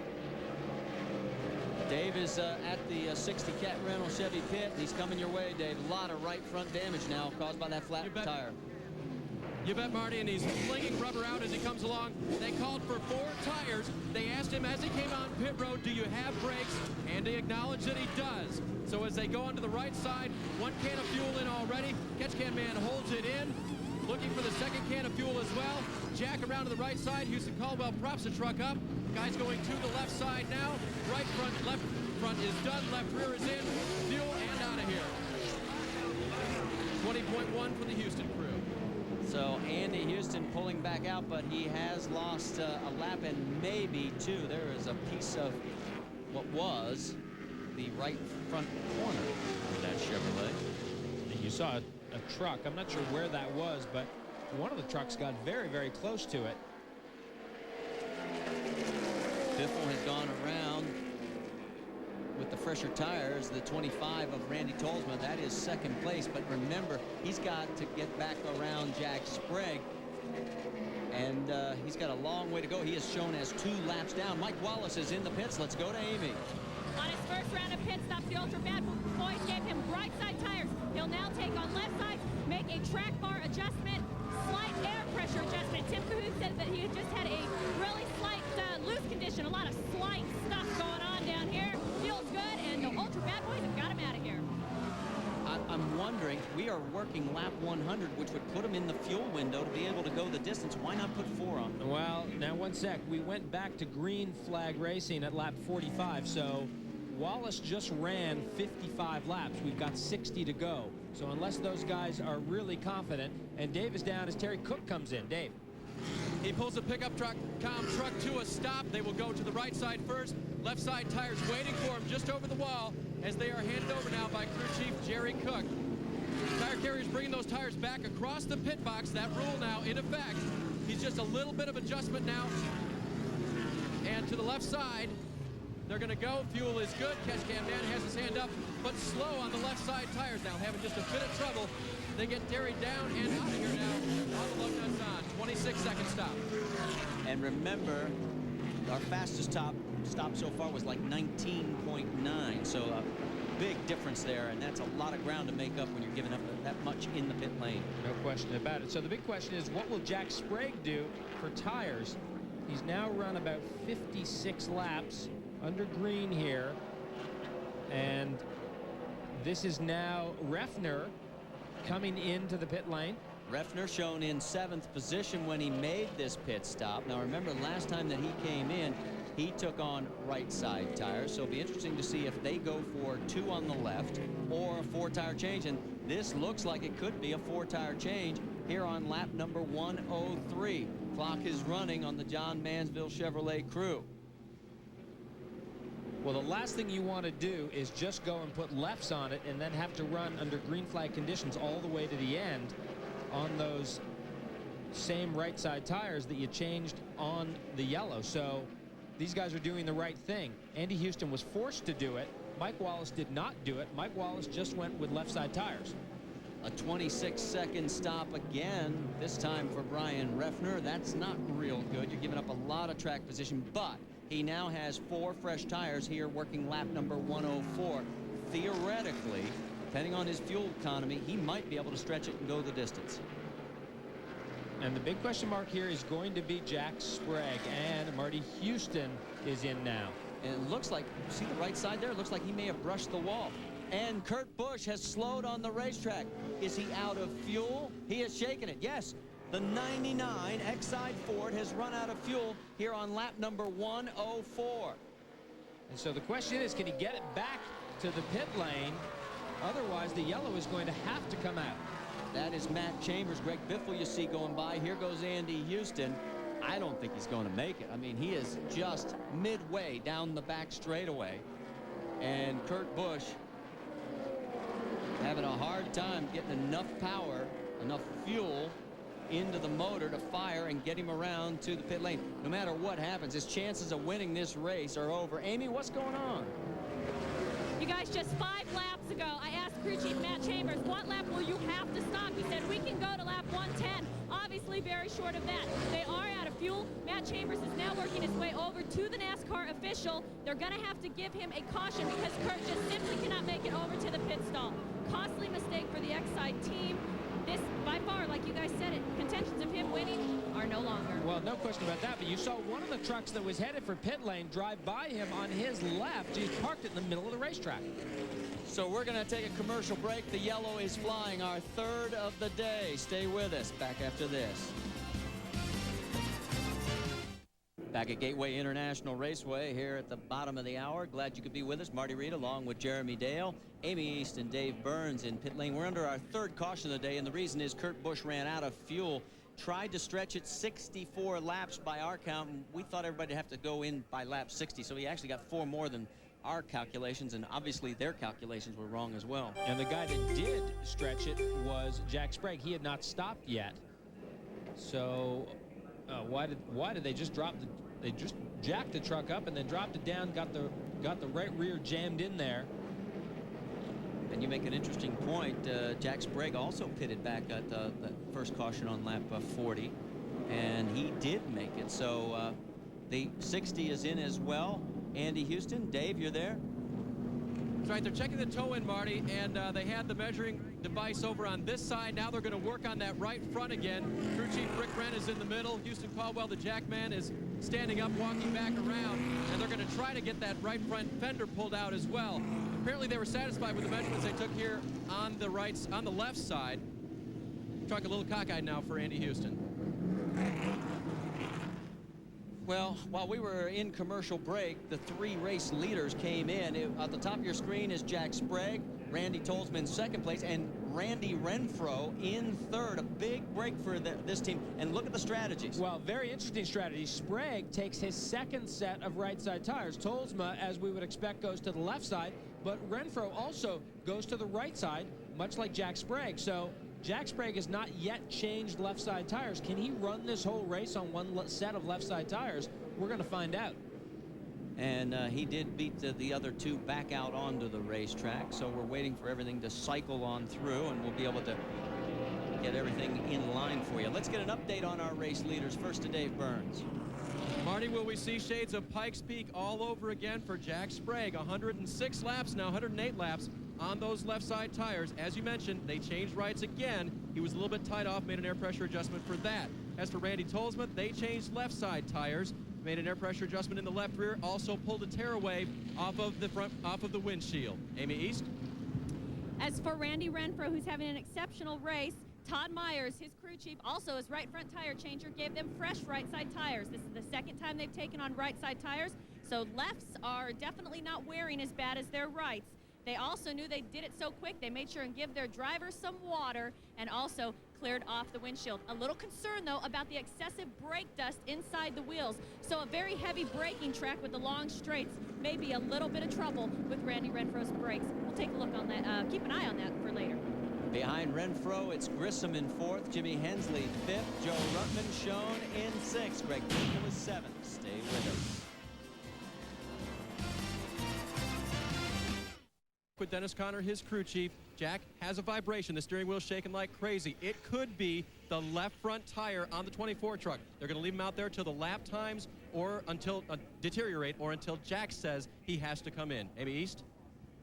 We saw the 2 truck of Mike Wallace come down pit lane. Tim Cahoots said, you know, we just simply came in too early. So with this caution, why not stop? They put a little bit of tape on it, topped it off with fuel, and thought they would take advantage of this and not lose too much track position. That's a story from the 2 truck.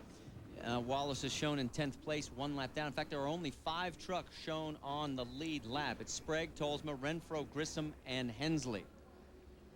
We're back to green flag racing here on lap number 112.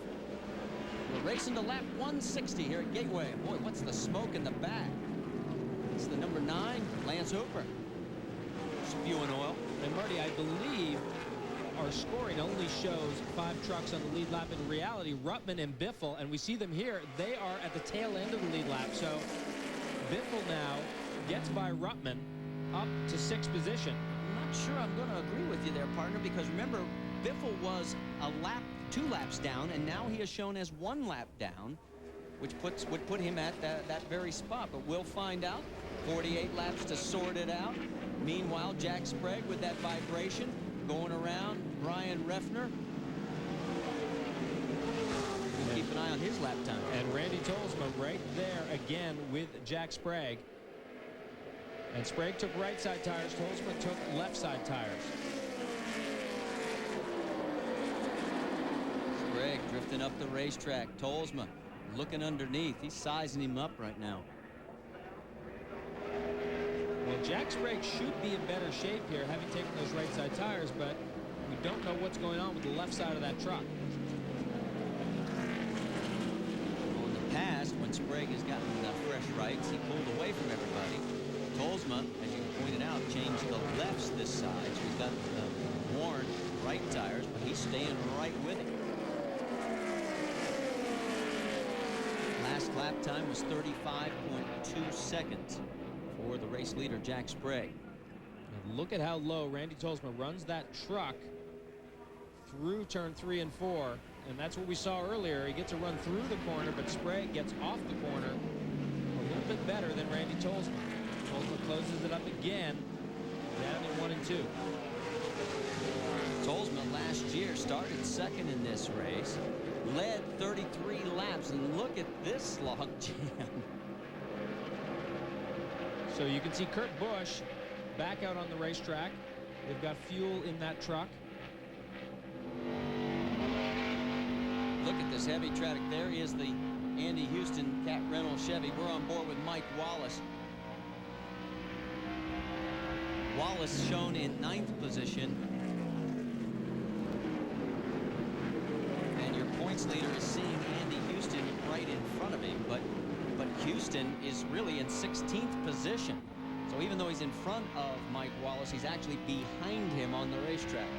And right now the 99 truck sits 24th, 4 laps down. So they lost 4 laps when that truck ran out of fuel. Did it sound like the 2 truck was having a misfire there? It sounded like going down the back straightaway, Wallace was having a bit of a misfire.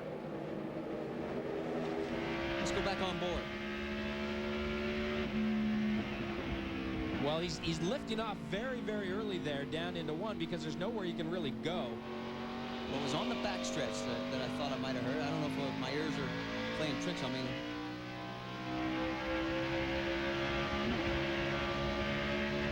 Did you hear it? I did hear that. A little hiccup in there. That's what I heard the last lap. And that wasn't a shift because he's in turn 3 and 4 where you wouldn't shift. So maybe a hiccup of a problem for the number 2. And he and Andy Houston still nose to tail. Right in front of him is Rick Crawford in the 14. But this last yellow coming out the time that it did really shook up this field.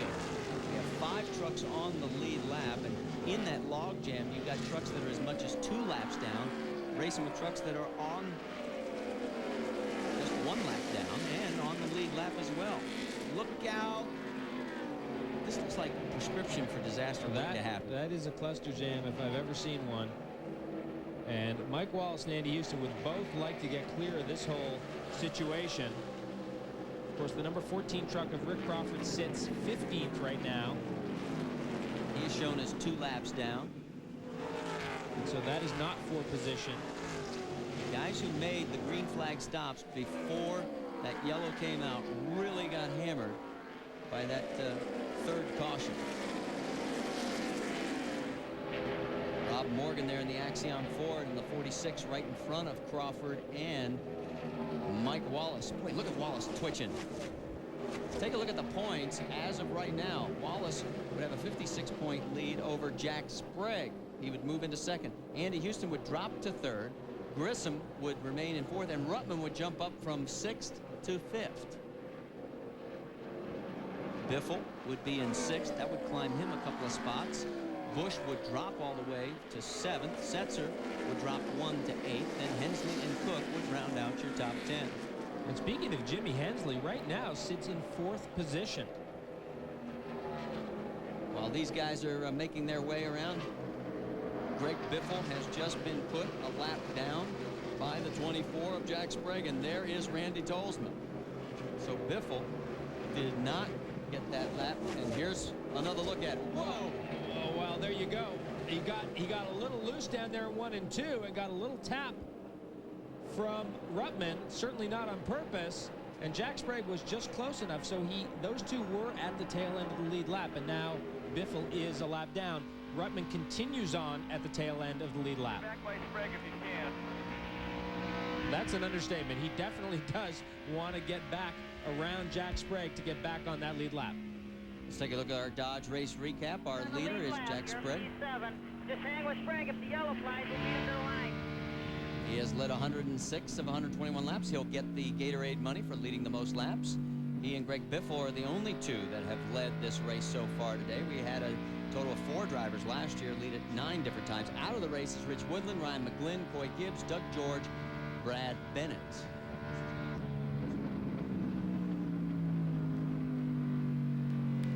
Biffle back on board. Now this is Biffle, and he is trying to get back around Jack Sprague to get back on the lead lap, and he's going with Terry Cook. I'm going with Cook. And we do now have it confirmed. You were right, old great guru sage of the lap counter. He was on the back end of the lead lap, and right now has to do it again because he is around Jack Sprague. And he's got a long way to go, and there's a good job and an attaboy from Max Jones, his spotter. Yeah, those left side tires that Jack Sprague has probably not helping him right now, and Greg Biffle with a much better truck. It's a boy. Hi, Derek, Sarah, and Garrett. We'll be back with more from Gateway right after this. Laps remain here at Gateway International Raceway as Jack Sprague, our race leader, started second, has led most of the way here at Gateway today, and has done it without changing left side tires at all. There is second place. Randy Tolsma has a great run going. Everybody in that camp's holding their breath that the bad luck jinx will leave that team finally, and they will get to celebrate something instead of anguish. Then right behind him is Terry Cook, who is a lap down right now, and Cook shown in 11th position. There is Randy Renfro. He is in 3rd place right now, 2.7 seconds back. Renfro under attack from Brian Reffner, but remember, Reffner is a lap down in 12th position, so he's trying to make his way back up. I think Renfro is trying to hold on to what he's got. Well, Renfro doing a very nice job, and the other guy doing a great job is Jimmy Hensley, sitting in 4th position. 54-year-old veteran from Ridgeway, Virginia, qualified 18th, has moved up into the 4th position. Amy, give us some news on Mr. Hensley. I just got done talking with crew chief Troy Selberg, and he tells me although their qualifying run didn't show that they feel as though they've been one of the fastest trucks here all weekend. They had clutch problems at the beginning of the first practice. They blew up an engine in happy hour. So they never really got to do a bonsai qualifying run, but they have known their race setup has been excellent. Now they have had great luck with the pit strategies, pitted under the yellow, and that is what is able, the fast truck that Jimmy Hensley has here today, to be up in the top 5 position right now. And he just went blowing by Randy Renfro to take over the 3rd position. And in fact, Renfro may be in some trouble. Yeah, I think Renfro might be in some trouble because he certainly dropped back an awful lot in these last 2 laps. As a matter of fact, he slowed down by about 2 seconds. So there he is. Oh, man, look at that race line. That is not the preferred line here at Gateway. And you can see the truck just not getting off the corner, not even running it out to the wall. So Renfro looks like he is in trouble. There is Grissom in the 43 truck, and he is the next truck back in 5th behind Renfro, about 3.5 seconds back, but that gap closing down very quickly. Steve Grissom started 14th, currently in the 5th position. Has done very well this year, taking over this ride for Richard Petty's team. Has not found victory lane yet. His best finish was a 4th back at Mesa Marin, and he's about to take over 4th, as he also took a B out for force. Is he one of the killer bees now?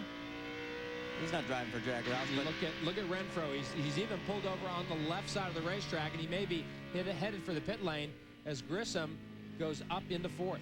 And he has moving on up again. He has 5 top 10 finishes. We told you about Bakersfield being his best. His average start, 15th. His average finish, 7.5. And he is the top Dodge driver in the point standings right now. So Renfro is in trouble, and he is heading for the pit lane. In fact, it looks like he may be out of fuel, Amy. I haven't heard anything about fuel, Marty, but they did radio in that Randy thought he had a tire going down. This may be a result of the high temperatures that the brakes are giving them. Remember, I told you there was a lot of brake dust coming out of the front tires. Well, now they're going to change right side tires. He wasn't sure which tire was going down, but did feel so that was what his problem was. Bad luck for the 41. Okay, so obviously the maneuvering down pit lane was to try and show him. Oh, and Andy Houston has made contact with the wall, and look at the damage on the right side of the Cat Chevrolet. And so far, no yellow, and that's what Biffle and Ruttman need right now. They need a yellow.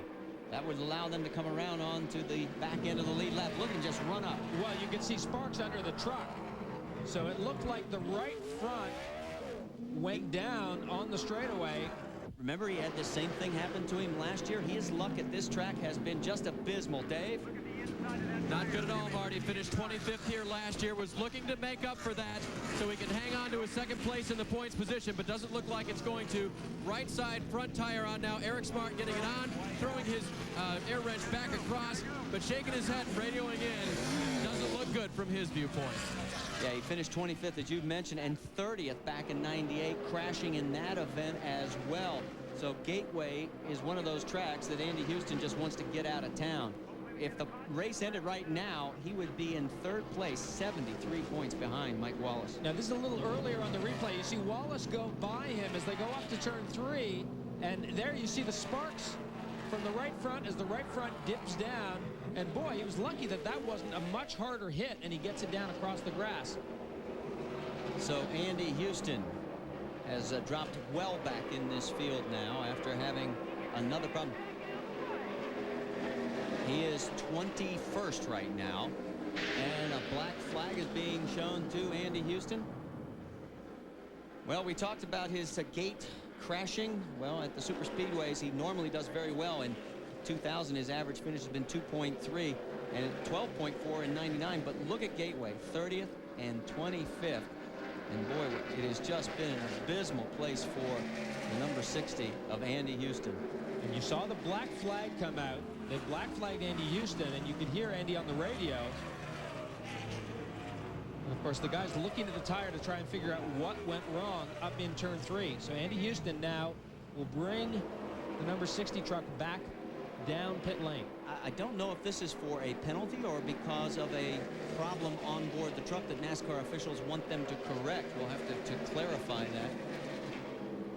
But he is slowly, 45 miles an hour, making his way down to pit lane. Meanwhile, we can tell you Jack Sprague's lead is 3.5 seconds over Randy Tolsma. So despite the tire situation, and yes, they're going back to work on the right side. Dave, what's going on? Tape bandages, Marty. You see him putting him on there. They try to get it on to hold that hood and the fender assembly together, and they're going to send Andy right back in. So it was not a penalty situation. Boy, he lights up the rear tires. I think Andy is a little bit disappointed right now. That's probably an understatement. And there a lot is of notes being taken. Race leader Jack Sprague doing very well up front. We are working lap number 140. Stay with us at the Ram Tough 200 by Pepsi.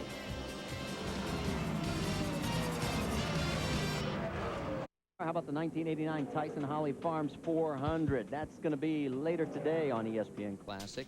4 o'clock Eastern to be exact.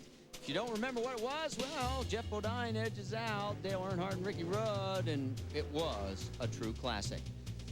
So to order ESPN Classic, dial 1-800-CLASSIC or call your cable provider. There is your race leader, Jack Sprague. Has finished 3rd and 4th here the prior 2 years at Gateway, and right now is in control of this event. 5.5 seconds ahead of second place, Randy Tolsma.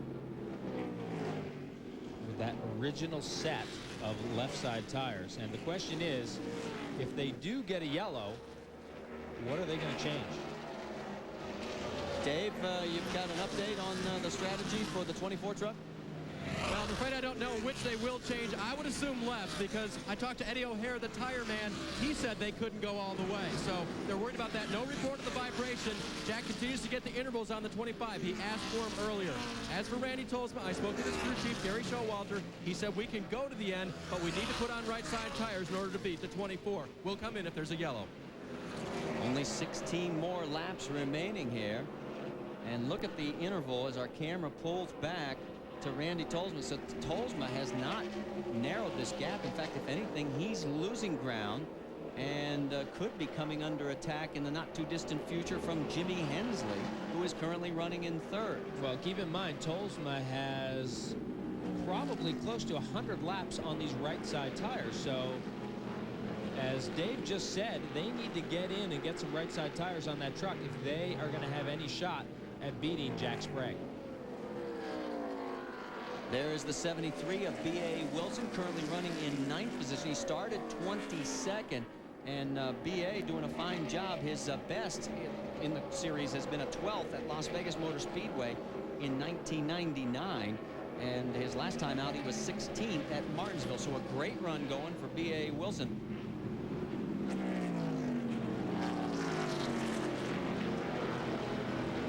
He's got Randy Tolsma coming up on. Oh, he's got some damage on the right front quarter. So obviously he had a little bit of contact out on the racetrack, but it has not impeded too much of his progress. He's waving Tolsma to the inside. As a matter of fact, that last lap, Refner actually went around B.A. Wilson. So B.A. Wilson now sitting in 10th position, Refner up to 9th. And look at that truck wiggling. The battle for 5th is starting to heat up.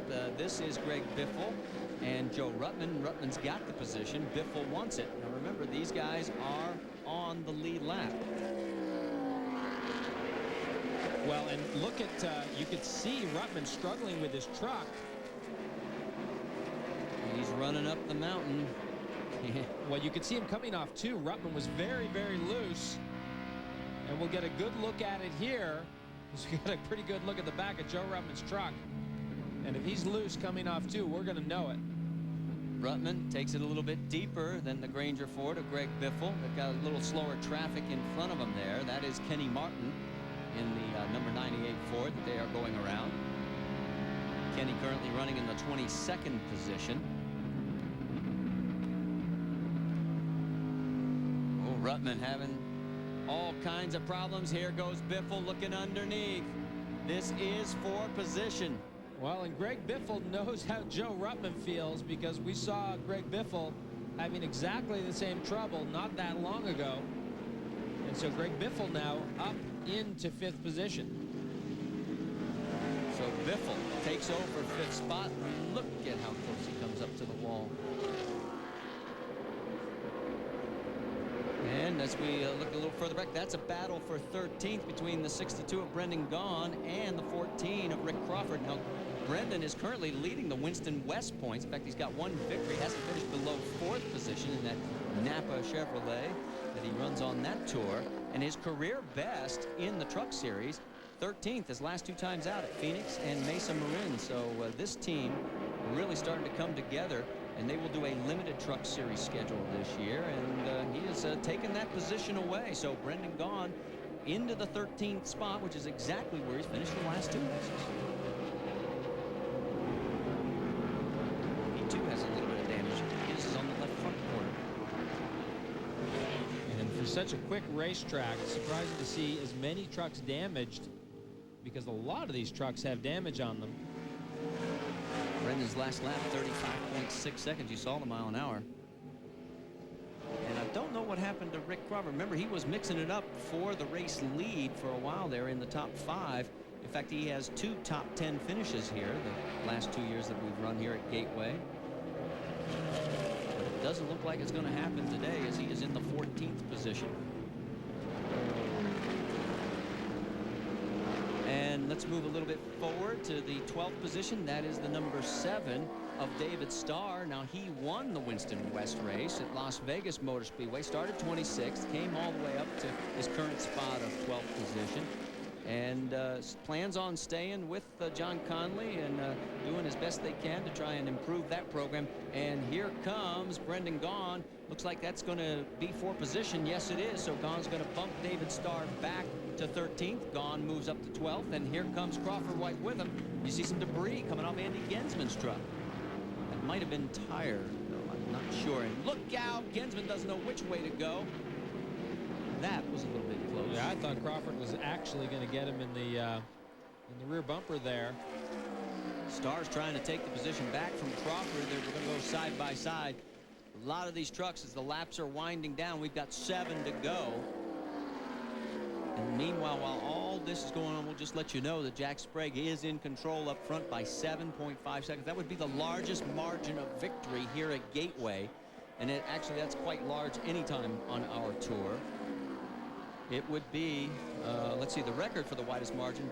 Jack Sprague holds it at Phoenix at 13.18 seconds. So Sprague man after it. This would be his 17th career win if he can pull this one off. Let's move back to second and third. Randy Tolsma. Randy's coming under fire from Jimmy Hensley in third. In fact, there he is in the Lance Chevrolet. Hensley right on the back doorstep now. So Tolsma, and his lap times have come down. He's down at 36.1 seconds. So tires a factor on the SuperGuard Dodge, and he is in trouble. Here comes Hensley on the inside. Sticks his nose into the corner, and he is going to take the spot. Yeah, Randy Tolsma definitely hurting on right side tires right now. He really, really needs right side tires, but with only 5 laps to go, I'm not sure he's going to get an opportunity. Yeah, considering everything that's happened to Randy, though, they will not be disappointed with this third place run if that's where it ends up. And Jimmy Hensley's team, Team Renzi, they are really starting to gel, coming off of a 6th place at Portland. That is the 75 of Marty Houston right in front of him right now. And Marty is down. A little bit of contact. Whoa, and it looks like Steve Grissom may have had some contact with someone. He slowed for a bit. Well, Grissom was running in 4th position. Biffle and Ruttman have gone by Grissom, so something happened in that whole mix. Let's take a look. Biffle, whoa, just gets underneath of him and gets him loose. You know, it's hard to tell from that angle if he actually touched him. Or did Grissom slow down? We won't know until we talk to these guys after the race, because Grissom hasn't caught back up to him, that's for sure. But certainly it looks like he could have touched him, given him just a little bit of a touch, pushed him up the racetrack and kind of forced his way through. So Greg Biffle now up into 4th position, sitting 24 seconds behind Tolsma, so he's not going to catch Randy Tolsma. 3 laps remaining here at Gateway International, and there is your race leader, Jack Sprague. Sprague about to put the 43. See, I think maybe that Grissom had a problem, and maybe that's why they had that contact, because he just got put a lap down by our race leader. Well, it's quite possible that Grissom is also out of tires, and he was just a lot slower through 3 and 4 than Biffle, and Biffle just had a bit of momentum on him. 2 laps to go. There is Jimmy Hensley running in 2nd place. This will be a season best for this team, coming off their prior season best at 6th. For that man, Jack Sprague, well, it's going to be victory number 17, 11th on the super speedways, and he has done it in start number 129. With the white flag coming out this time by, he's the only man to have run every single NASCAR Craftsman Truck Series race, and he is in control of this one. This time by, the margin is 7.4 seconds. And Jack Sprague just has to take it on home, and I can't believe the left side tires made it. Well, you know, that says a lot about the way Jack Sprague drives this truck, because if you were overdriving it, if you weren't smooth, you're going to run those left side tires off. Coming through turns 3 and 4, this is going to break a tie that he has in the win column. It'll move him into 2nd place in the all-time standings with victory number 17 at the Ram Tough 200 by Pepsi. Jack Sprague is your winner. 2nd place is going to go to Jimmy Hensley. Randy Tolsma will come across the line in 3rd. Stay with us. When we come back, we'll talk to our winner in Victory Lane here at Gateway International Raceway. Jack Sprague. And Jack Sprague now out of the truck. The usual Gatorade shower. But you know what? It has been a long time since he's been able to do that. And Jack, I know it wasn't easy today. What the heck was going on with that vibration at the last half of the race? Well, first and foremost, I've got to tell David Lovendahl and his family that on behalf of my family, my team, our thoughts and prayers are deeply with them. I mean, I can't believe one family should go through what they've gone through, and I really don't understand. But David, you know, I know you're probably watching, and we love you, and you've helped me a lot through my career, and I feel bad for you. But I tell you, the Team GMAC guys did a great job. Dennis did a great job. The vibration was we never changed left side tires. We ran 160 laps on left side tires, and that wasn't really what we wanted to do, but kind of caught us. We were going to pit for 4, and caution came out, we couldn't do it. We had to take 2, so we had to take rights. That was a great call, but I tell you, the GMAC Chevrolet flew. It flew all weekend. Dennis did a great job in the pits, and my guys did a great job. Pit stops were great. And I like to tell my daughter Paige, hi, I'll be home tonight. All right, congratulations from wife Rhonda. Jack Sprague, your winner. So let's take a look at the final results. We had a total of 5 trucks on the lead lap with Hensley, Tolsma, Biffle, Ruttman in those top 5 spots. For Dave Burns and ABs, I'm Marty Reed. As we take a look at the points, it's Sprague moving into second by 60 markers now. Andy Houston drops to third. And coming up is going to be the Thunder USAC Coors Light Silver Bullet Series right here at 4:30 Eastern Time on ESPN2. That's just later today. And our next truck race next Saturday from Memphis Motorsports Park, Quaker State 200, presented by AutoZone. That's at 3 o'clock Eastern Time. For Dave, Amy, and Jeremy, I'm Marty. We'll see you next time we go racing. This presentation of ESPN, the worldwide leader in sports. For more, log on to ESPN.com. Part of the Go Network. Go.com. We're out.